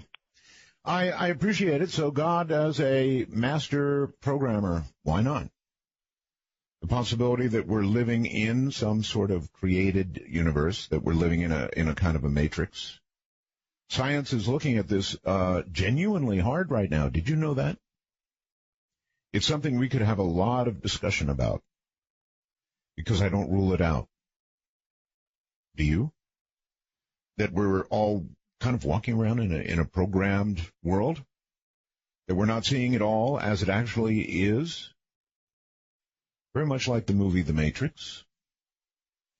Science is trying to figure out, and I guess they have come up with a way to test whether, in fact, we're living in such a world. I don't reject the idea. Hard science doesn't reject the idea. Well, maybe some of it does. But it's definitely intriguing. And as this caller said, perhaps we do have that urge that was programmed into us by our Creator. Definite possibility. All right, listen, here's what I'm going to ask. I know it's hard, but I'm going to ask. Everybody hang up. Hang up now. I will open the lines after the next break, I promise, and you'll be able to call back in then. But for now, everybody hang up your phone, and the only people that I want to call are time travelers. Again, I know this is a very hard request to make, and in the future we'll solve it by having a special line or two so that we can call it out for time travelers or whatever we want. But I would like to try it, so if everybody'd be kind enough to hang up and only time travelers call, we'll see if it works. We'll give it a try. So here comes a break. I'm expecting that you're hanging up now and cooperating. Now, those of you that are time travelers or who have time traveled are welcome to call 1-855-REAL-UFO. Everybody else, hang loose.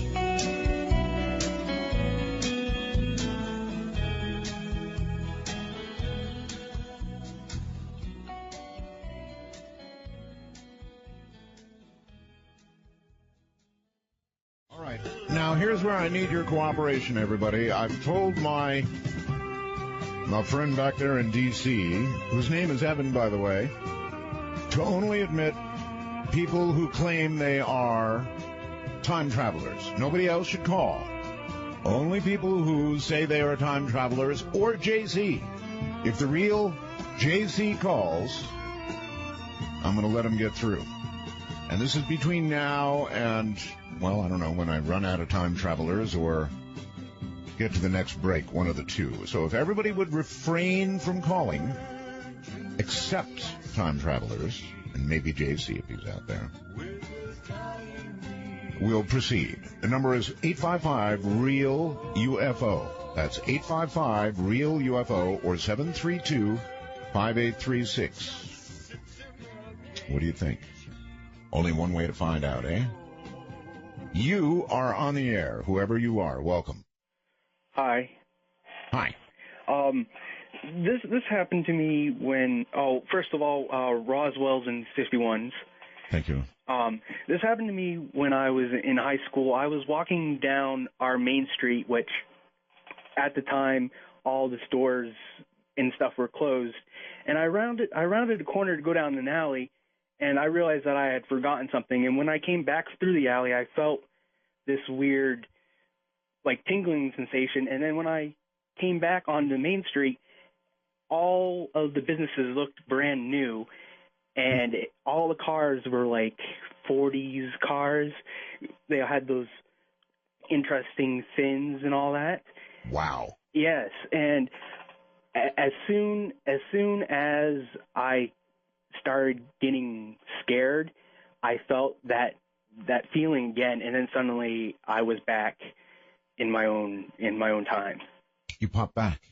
Yeah. So you had a little time shift, actually a big time shift, but for a small amount of time. Yes, and this was back when I was in high school, around the high school age. So it was around 2001, 2002. Is it the only time this has ever happened to you? No. I've had situations where I've felt like I've gone back like an hour or two, and on the same day, but it was never anything that big, and it really hasn't happened for a long time. But I don't know if that's considered time travel. It's not like I'm in a machine. It absolutely is. It was involuntary, and it happened for a short time, but it absolutely was time travel. All no right. question about that. That's amazing. Thank you very much for the call. It was a real honor speaking to you, sir. All right, take care. That's a time shift, and albeit a short one, yes. And it's entirely possible that time travel is a function of our brain, that it can be done through our brain. Remember The Island off Michigan? What a movie that was. Anyway, hello there. You're on Dark Matter. Hello? Hello. Hi. I'm a time traveler, and I have a gift for everyone. Okay. Can you tell us in what manner you travel in time or have traveled? I've traveled in a spirit. As a spirit. Okay. All right. People call me Spirit Walker. All right. And I haven't done it in a long time, but the gift that I have for everybody that I've learned in my time travels is that if you take a solar cell, you know how everybody needs extra energy now.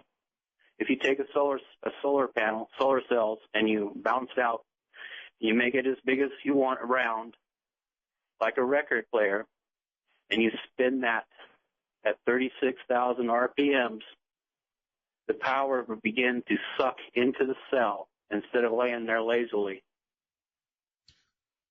Wow. Let's roll over this again. You said a solar cell, you build a solar cell or a group of cells into a round affair. Round shape, perfectly balanced. Right. It would have to be at that with that kind of revolution at 36,000 RPMs. That's about the same speed as a router motor, you know, if you're using a router. Right.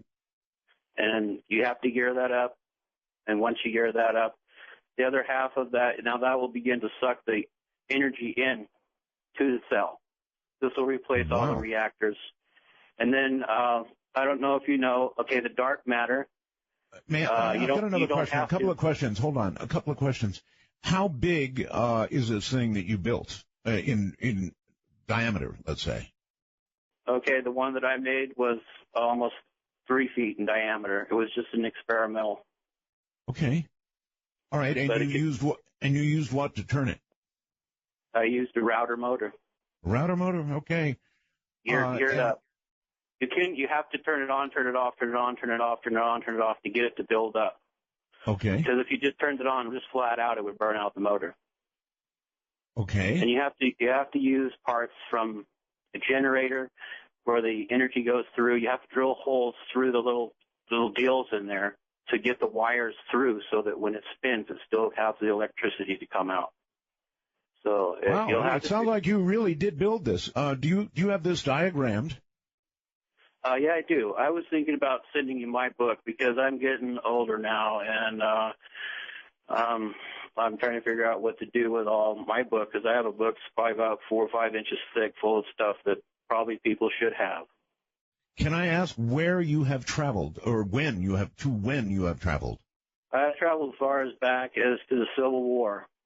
God showed me how war is hell. Really? You went back to the Civil War. How about forward in time? Is that possible? Forward in time, you can go forward in time, and I have gone forward in time. Can you tell me how far?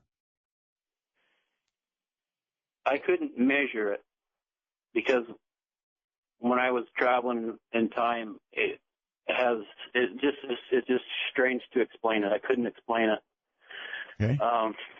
But I was able to bring back some technologies with me, and this is one of them. This is one of the technologies. I have a lot more, and I need to get them out, and I'd like to send them to you. Yeah, I would like to receive them. If I was to send it general delivery. No, listen, can you email's better if you're able to do it. If not, there are people who send me things, sir, just addressed to Art Bell, Pahrump, Nevada. I don't know how they get to me. Somebody in the post office recognizes who I am and they get to me, but I think also sometimes they don't. So here's what I would say. Do you have access to email? Oh, well, no, I don't. My son had it, but he's moving back to Nevada. Okay. You said you're getting older now. Yeah. You don't sound old. I'm not, well, I am old, but I'm also disabled. I've been through a lot. I've been through way more than anybody should be. And through all these adventures, and this has made me who I am today. I just know so much stuff. I am so interested in time travel. Okay, you can try a general delivery to me, or just put Art Bell, Pahrump, Nevada, and hope for the best. Okay, I'll do that. I would really look forward to it. What's it like to travel into the past, into a time like the Civil War? Well, first off, when you do this, you're automatically just sent there, just like that, bam. And what it was like for me to see the Civil War, I was up in the air just above watching the battle, and I had one general on one side of me and another general on the other side of me, and they were just watching. And it was really awful. The battle was terrible. Most so ever since I've seen that and witnessed and heard everybody screaming for their mother and father, and yes, it's changed my life. I don't really believe in war anymore. Yeah, most people who've been in it don't. All right, please give it a try. General delivery here, okay? Okay. Thank you very, very much. I'm sorry. I thought that was it. Fascinating.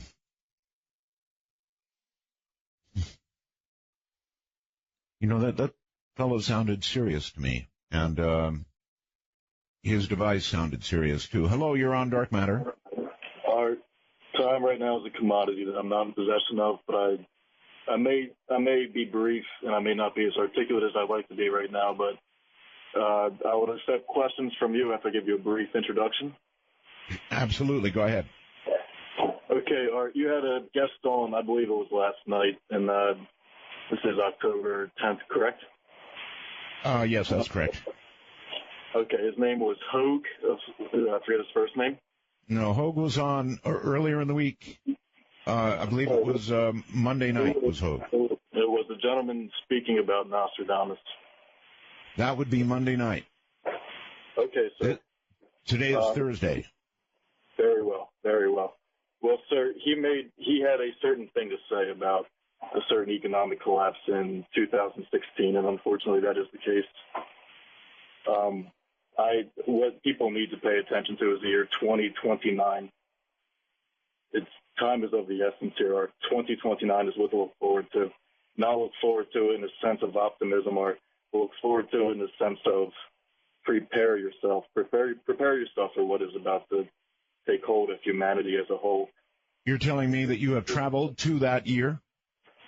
I am technically within that. What you need to understand, Art, is that time is the most, it's an abstraction, Art. There's a human construct. All times are happening right now. Right now I am 2009, 2029, and also 2013. So any questions that you may want to put my way, I would be able to answer, but I must say that I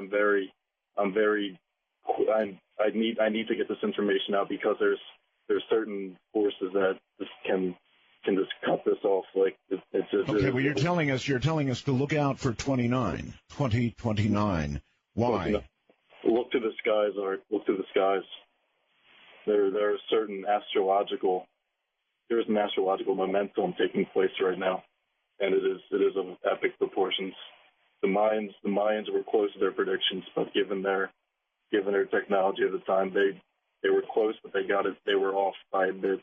And there's something going on here, Art. It is not. It's good and bad at the same time, Art. It is good and bad at the same time. Can you be more specific? What's going to happen in 29? All I can really say, Art, is look to the skies. It is an alignment, and it involves human consciousness. What you need to understand, look to, I believe, in the year 2013, a man, he's been on the History Channel that's been on the TV, that's broadcast to the televisions across the world. His name is John Anthony West. He does work with Egyptology. I know him. Have you had him on your show before, Art? I have, yes. I would greatly recommend having him on your show in the near future. He is. All right. Well, I appreciate the suggestion for a guest, but if we're going to have time travelers and you're going to suggest a year to me and say, look to the sky, I want specifics. Hello, you're on the air. Art. Yes. How you doing, man? I'm doing fine, sir. Awesome, man. This is Mike from Phoenix, otherwise known as iPokespot, and I run your parody Twitter account off on the Twitter space. Are you a time traveler? Yes, I am, sir. I remember one thing you mentioned on one of your previous shows. You had a dream where you experienced the life of other people, and I've had plenty of those.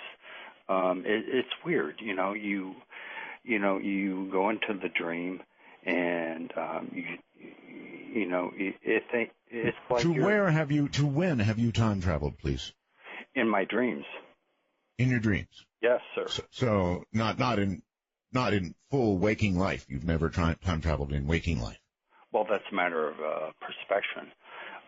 But like you said in your previous shows, it's like you know who you are in like another person, another life. You can name everything that happened, and I'm just wondering what else you have to say about that. Because what I have to say. Okay, well, I'm moving on because I'm looking for time travelers who are going to tell me things, not ask me things. You're on the air. This is Dark Matter. Hello. Arbel Mega Roswell to you. How are you tonight? Oh, quite well, sir. Thank you. Are you a time traveler? Well, I have a time-shifting experience for you that I'd like to share. That'll work. This was back on 11/11. Actually, I called and spoke to you a couple of weeks ago about my little 11/11 adventure, but one of the things that we kind of came to this group of indigos that I got to know really well, we all kind of reached a conclusion that we felt that the whole 2012 enigma was really that the nature of time itself was changing, that it was being more fluidic and easily changed just like pressure levels. Going down to Sedona, traveling there by car, it took me 17 hours. Coming back, it took 12. Same route, same speeds. So it was kind of a confirmation for me. One of the local Sedona people that I met actually gave me a branch that I put in the back seat to take home as a souvenir. And on the way back, that thing was just jittering in the back seat, just shaking. And I don't know if it was a flux capacitor or what, but there was some Sedona portal energy that followed me home that really did kind of reinforce that standpoint that the nature of time itself is changing, and we're going to be seeing a lot more of that it's a lot more fluid than people understand. So. Okay. All right. Thank you very much for the call, and take care. I'm not sure that qualifies, and I'm not sure it doesn't. You're on Dark Matter. Hello. Hey, Art. It's a great show. I love it. I can't believe I'm calling, but I was in my late teens. I'm 45 now, and I'm on the subway, and I'm counting down the stops. I'm paying attention. I'm getting off at the last stop in the line. And I just stopped paying attention for a little while, and then I looked up, and I had gone back like 3 or 4 stops, and And right away, I kind of sat up and looked at the map that was up there, and I looked at the stops, and I went and counted through, and it was just an alarming feeling, you know. Didn't feel anything different. I didn't notice that I had lost any time or anything like that. It's just I had gone back a couple stops, and I kind of did a little reset, it seemed like. I never had an experience like that, and again, okay, so there was no permanent shift. There was a temporary shift. You went bouncing back or something, right? No, like if it was supposed to say take me an hour to run the whole line, I think it took me an hour. Like, I don't see that I lost or gained any time, but like I said, it's Toronto subway system, so I'm like going through the stops. Okay, Jane, Ossington, Old Mill, or whatever, and then went through 3 stops that I wasn't looking at, and then I'm back like 3 or 4 stops, and then like kind of went through the stops again. Okay, I think I've got it, but you were still in the same time frame, so it was sort of a mind trick. This is Dark Matter, and you're on the air. Hi. Hello. Hello. Hey, Art. Roswell's. Name's John. Thank you. I had an unusual experience. It was like a waking dream. I, like you, have always been interested in time travel, and, the way it went down was these fellows that I guess you could say they exist somewhere in between the universes, and they were explaining to me how the time travel actually works. And these guys are basically there to make sure that, things go according to plan. And what they do is they will pull a certain individual from one universe and have them go to another universe to time travel, because if you time travel in the universe you are from, it doesn't really work because you are altering your own timeline, and then it's automatically reset. Did you experience this yourself? Yeah, they took me to some place. It was like, I don't know any other way to explain it. It was just like an energy, sort of like they had this white hair that sort of glowed. They looked like humans, and it was a white area, but you couldn't see anything past maybe like 20 or 30 yards. It was just like white. Mm-hmm. And they were explaining that if I was to time travel in my own universe, that anything that I would do would not really work out because I'm from that one. They would have to take somebody else from another universe and bring them here. And I guess these guys are in between, so they must be really old or not old at all. I don't know if time even works there, however it works. But, yeah, that was what it was. That was how it was explained to me. Well, that's quite a thing to have to explain to anybody, and but again, getting back to this, you were elsewhere or elsewhen, I guess is the way to put it. Yes, I have no idea how to explain where it was, other than the fact that I wasn't where I was prior to that. Yeah. Mm-hmm. All right, got it. I think. Thank you very much, and take care, time traveler. I hope you're a time traveler. Hello. Art. Yes. How are you tonight, sir? Just fine. I'm a trucker, and I have a bizarre situation that happened to me. I actually jumped forward in time almost an hour, and I have proof that it happened. Okay. I was coming out of Atlanta on a night run going to Miami. I come across the border into Florida, and I started getting some really bad tunnel vision, and I didn't know what. I thought maybe it was a medical issue or something was going bizarre with me, so I put the flashers on, geared her down, and got her off to the side of the road. Right. I felt okay, so I felt okay, let's head on down. So I get down to my drop down in Miami, and I'm almost an hour early. Now, this run normally takes me 3.5 hours to make the run. I make the same fuel stop every day going down and back. Well, I didn't know what to make of it. I didn't really think nothing of it until I went to take down the information. I have a commercial GPS on my truck because I record my miles and fuel mileage and all that off it. I saved it on my GPS. This happened 72,207 miles ago, and it showed my average speed on the run 62 miles an hour, and I had a peak speed of 107.3 miles an hour on this truck. Oh, my goodness.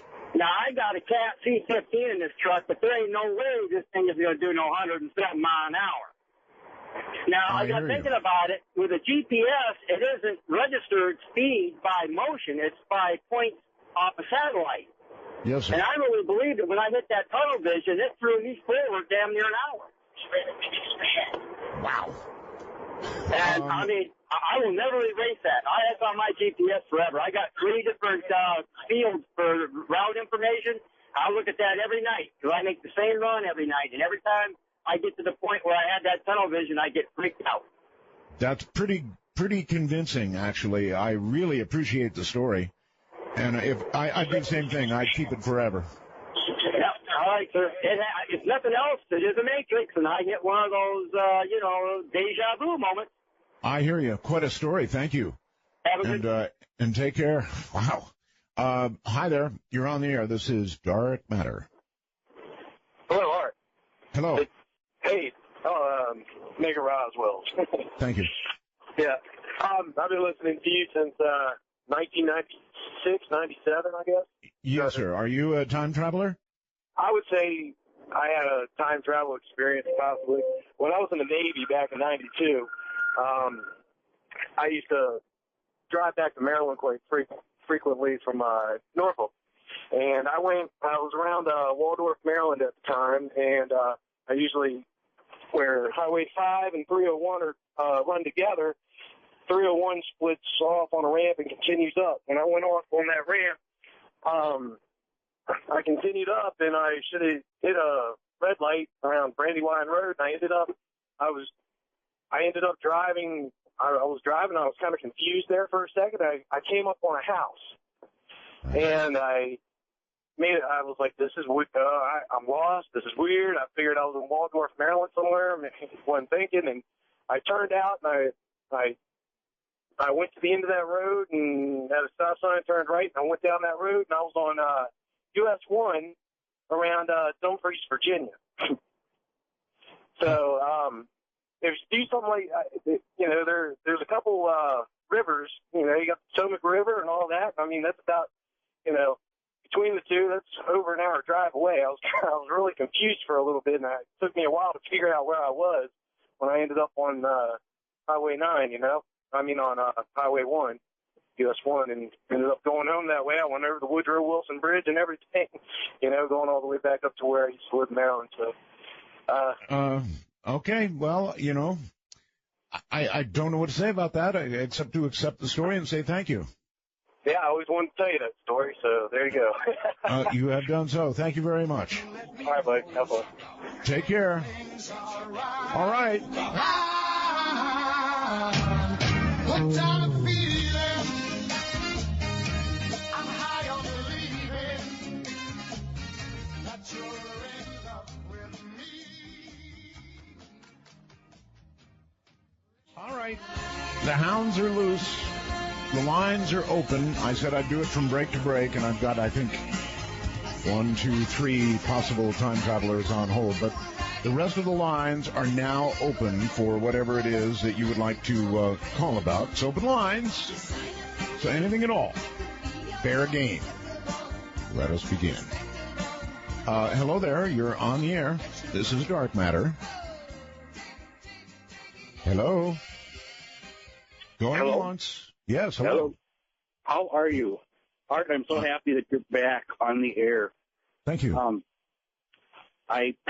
really excited that I got in, actually. I actually contacted you many years ago by email, and if don't say anything on the air, but you might remember, I asked you if you could help me find somebody in the Philippines. You responded something like, there's so many million people in the Philippines, but thank you. And so we left it at that. Yes. I don't know if that rings any bells or not. It does. I remember, yes. Okay. I was in a situation where I was tortured back in the days, so I had started doing meditation maybe a year or two ago. I found this astral projection thing on YouTube. I started toying around with it, And I think this is time travel. I'm almost positive the year's 2050. Well, I know the year's 2050, and it's so cool. I can't see when I put my hand out in front of me, I can't really see it, but it's almost translucent. But I was in a personal vehicle. Okay, for you stock people out there, it's called Personal Vehicle Technology Corporation. Buy that stock. I don't know when the company started. Where I was at, there's no private vehicles.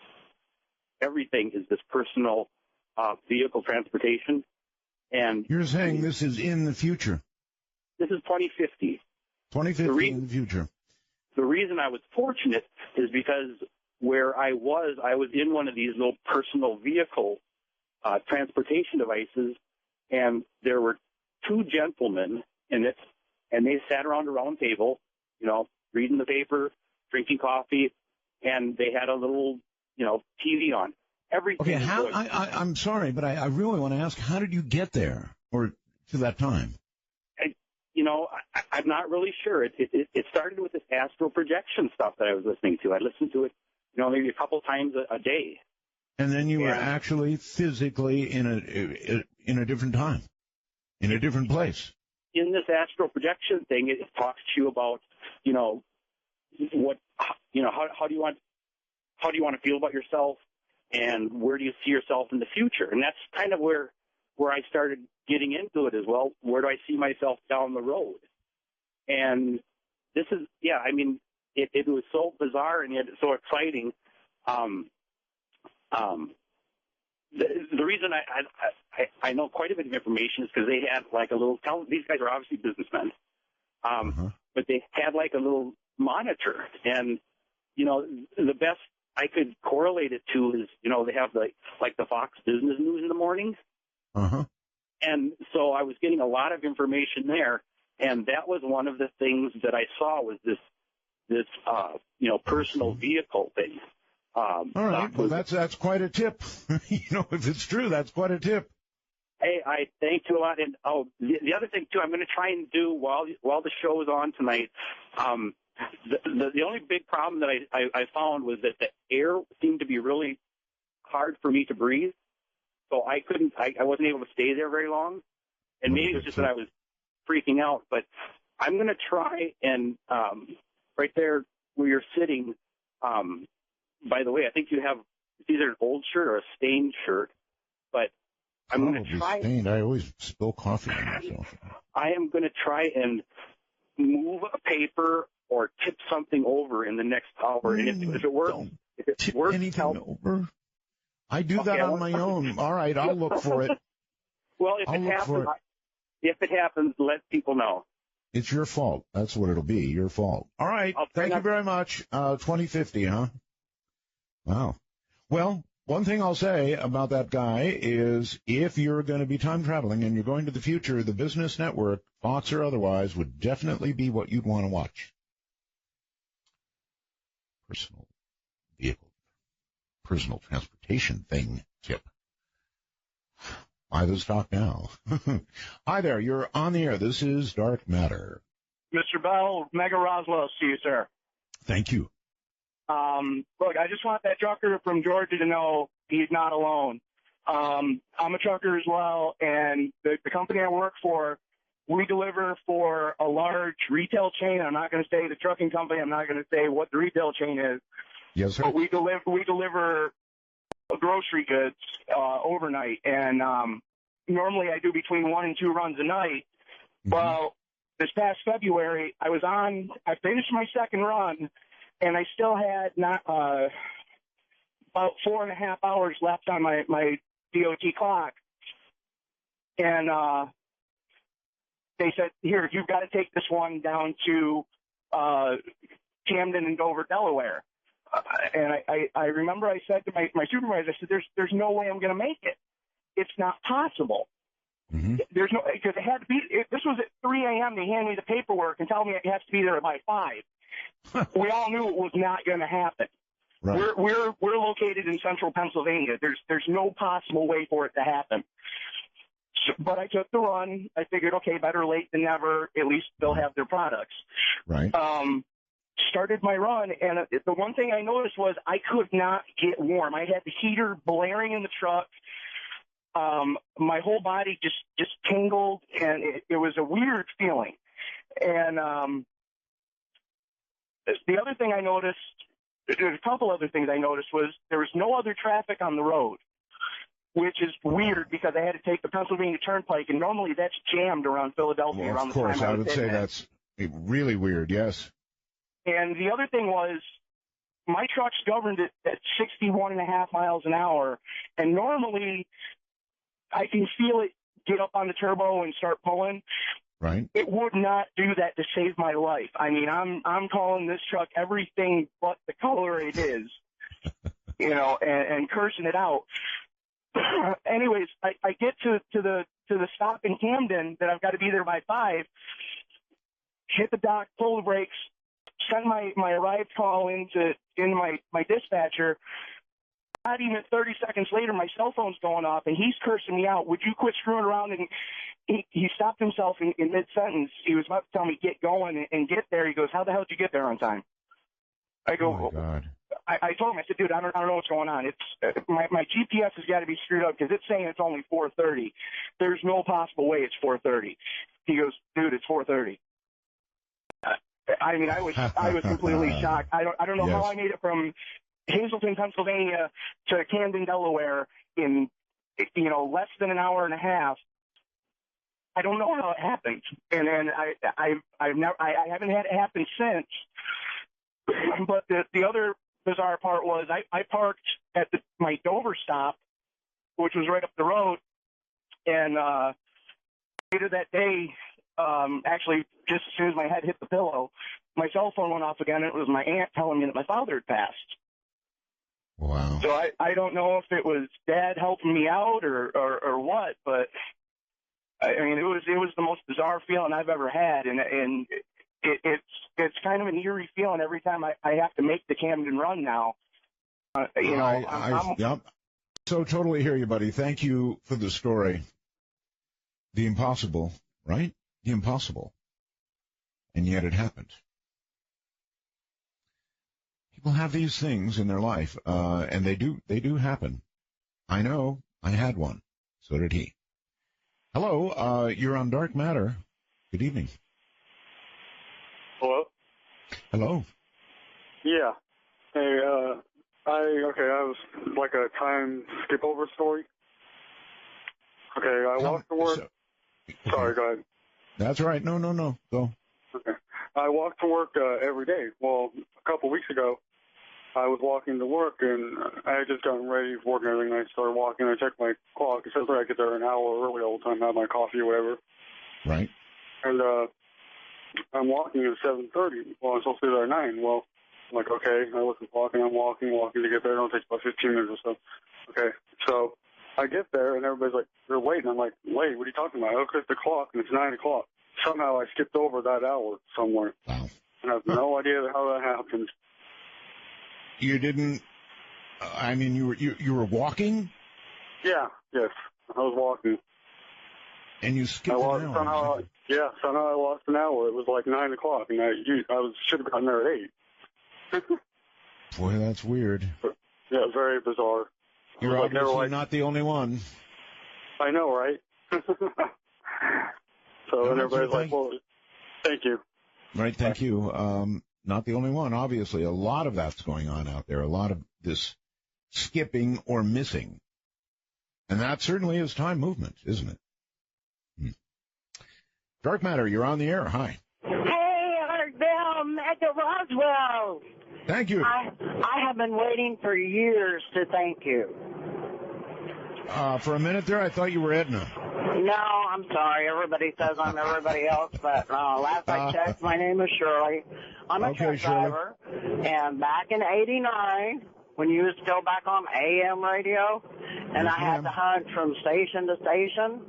Right. Well, I was in Ohio, It's 55-mile-an-hour speed limit for trucks. I had lost you, and I was trying to find you. And I looked in my mirror, and blue, blue, blue. I got pulled over. The cop says, what were you doing? I said, I lost Art Bell. I'm trying to listen to him. He says, oh, my God, my grandmother loves you.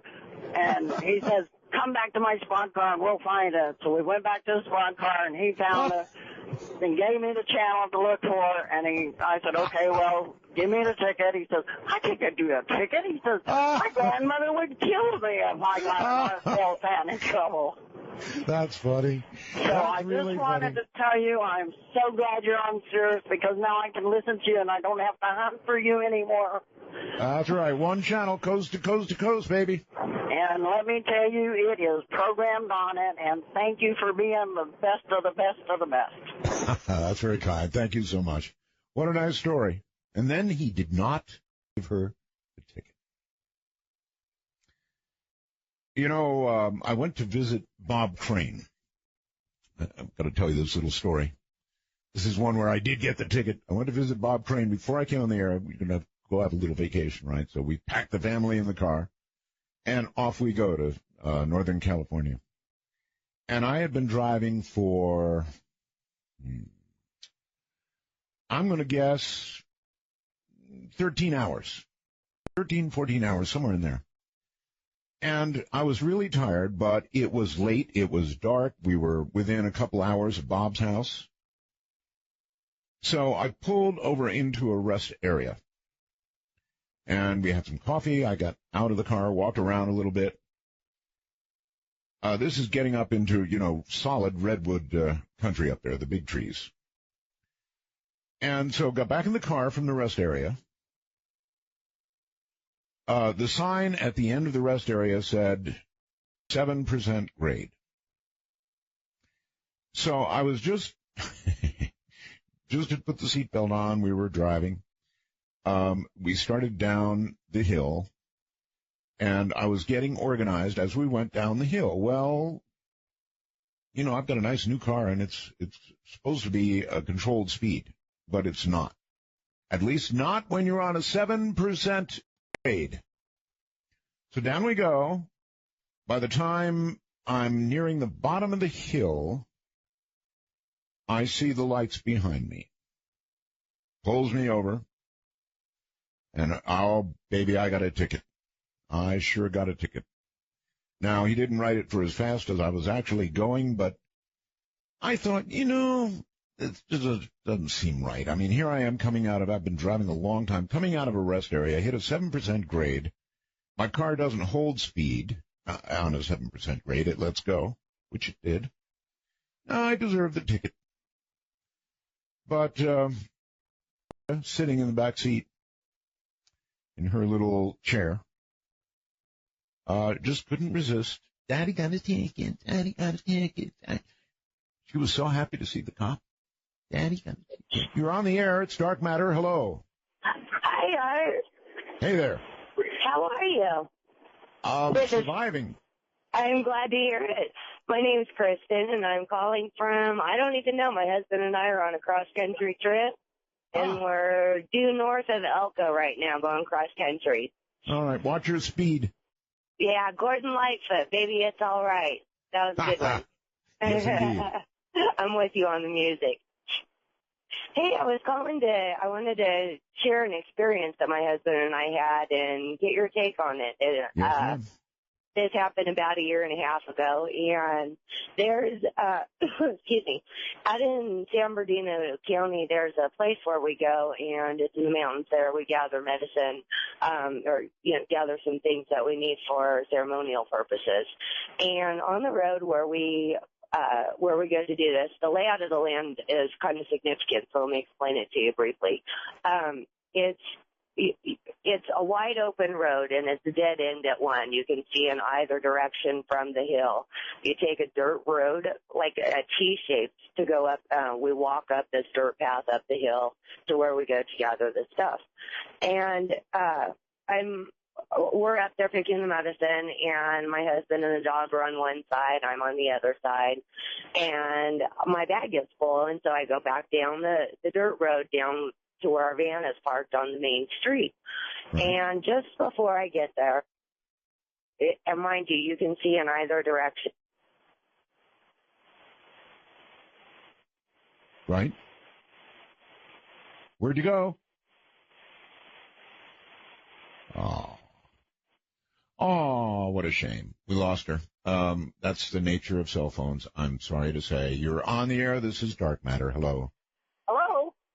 Hi. Hello, Art. Hi. Oh, my. This is Marianne calling from Blairstown, New Jersey. Welcome. The Roswell view. Thank you. I had a question about my cats. I have two lovely cats who are both Geminis, and they're large Maine Coon cats. And I asked George Norrie about this recently, and he didn't know anything. And I said, I want to find an astrologer who can do a reading for my cats. And he didn't George, know. I think he does know some astrologers, actually. He didn't sound like he knew much. Maine Coons, that's what my Yeti is, a Maine Coon cat. But I don't know. I can't know whether he's whether he's a Gemini or not. He just bounded into our yard one day, so I don't know his actual month of birth. But I know Geminis are trouble. I know that because I'm one of them. Sometimes you just have to keep your mouth shut. Hi there. Hi, this is Kristen. We got cut off in the midst of my story. We sure did. Would you like to hear the rest of it? I would. Please proceed. Okay, so I'm at the part. I gathered medicine. My bag is full. I walk back down to where the van was. A car appears out of nowhere right behind our van, and it's a red car. There's no distinguishing logos or anything. I've never seen a car like it, but it's rather sporty looking. But when real quick now, let's finish up. Okay, so the car appears out of nowhere, spins around, goes around the van. I get a little nervous. I start walking up the hill to my husband. He comes back down the man. This man gets out of the car, and he's honking, honking, honking, starts to walk up the hill. A very odd feeling. It was just really odd. My husband and I go back down the hill towards the van, and he just disappears. Gone. Both of us were right there. Yeah, the car, the man, everything, just gone. There was nothing. In front of your eyes? In front of our eyes. My husband was there, too. Oh, all right. Thank you. That's a good one. I have never seen anything or anybody just disappear. That's a pretty good one. Thank you. I'm glad you got to finish the story. That was lucky indeed. Hi there. This is Dark Matter, and you're on the air. Hey, Art. Hey, yes. This is Ron Man, trucking across Tennessee. Yes, sir. I was curious, do you think you'd ever do another show on the feral humans? Oh, sure. That was a fascinating topic. Oh, I've never heard another show on it. That had to be back in, the late 90s maybe? Something like that? Oh, that's right. And you know the reason I did it? I found somebody because there was a movie about feral humans, and I found it really fascinating that in this modern day and age, actually America's a lot bigger than you think it is. There's a lot of wild areas.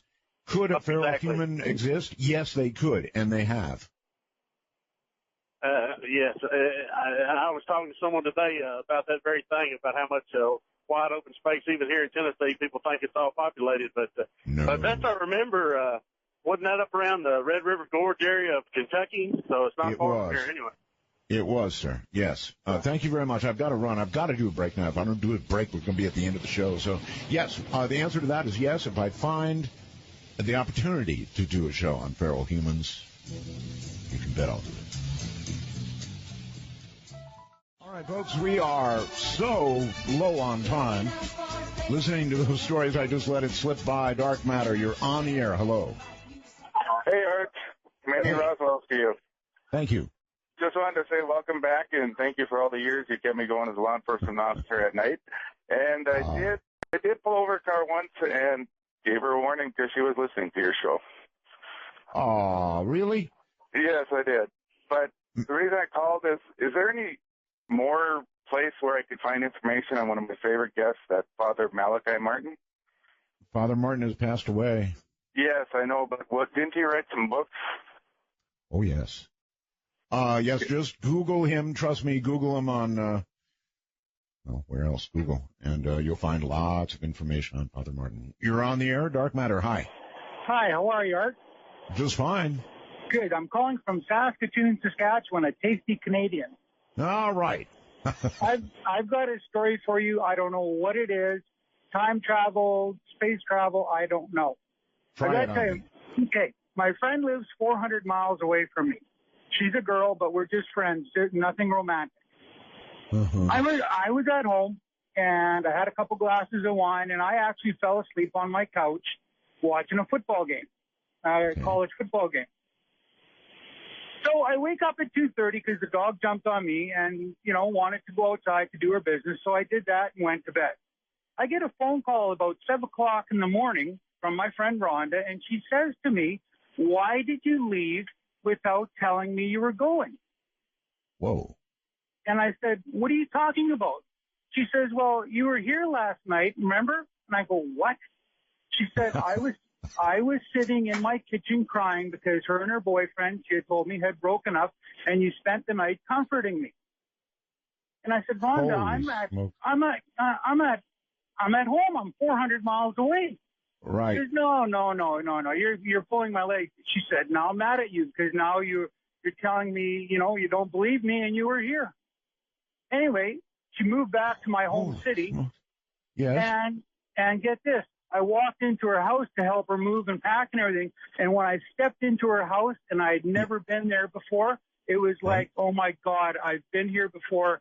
And every hair on my body, it was like somebody dumped cold water on me. And I looked and I said, I've been here before. I've heard college football has a strange effect on people, but that's over the top, all right. So, in other words, when you thought you were asleep on that couch, you were actually comforting her. Yes. How far away? 400 miles. 400. And get this. She even said to me, she said, "Don't you remember about 2:30 you had to take Jessie out for pee?" Yay. Now, I don't know if that's a ghost story or time travel. And Rhonda and I have talked about this ever since, and it's like we can't talk about it because it both sends shivers up our spines. I hear you. I don't know what you would call that either, but worthy of being told here on Dark Matter. That's for darn sure. Well, thank you very much, Art, for listening to me, and Mega Roswell. Take care, my friend. That is wild. Dark Matter, you're on the air. Hello. Hi, Art. Did you realize that they have been able to levitate frogs using 16 Tesla units of electromagnetic energy? They've been able to levitate what? Dogs? Frogs. Oh, yeah. I've seen frogs levitate. That just blew me away, and it made me think of Maurice Cotterell. I'd really like to see you get him on again. That'd be fun. Yes, I've seen frogs levitate. It's an amazing thing to see, isn't it? I want to take a ride? I take rides every night, my friend. I've got a question about your antenna. Okay, real quick. Is it possible that the flow of magnetic energy over the Earth, over such a large conductor as the antenna that you have, generates electricity via the laws of Faraday's laws? Of course it's possible. I would like some precise measurements made. I'd like to know more about it, whether it could be utilized, whether I could, charge with it, whether I could do something productive with it. I really want the answers myself. Awesome. First time, long time. Have a good night, man. You too, my friend. Take care, and I think we'll do a wrap on this week at that point, or at this point. It's been a blast, everybody. Open lines always are. You just simply never, ever know what to expect. Not when it's midnight in the desert. You all have a good night, have a good weekend, and remember, there are replays that go on during the days that I'm gone. 2 shows, in fact, every night. We'll sort of mix it up a little for you. So there you have it. Have a good weekend. Well, I can't say that, can I? I'll have a good weekend. If you work tomorrow, you have a great day and then a good weekend. Good night, everybody. Are we running out of time?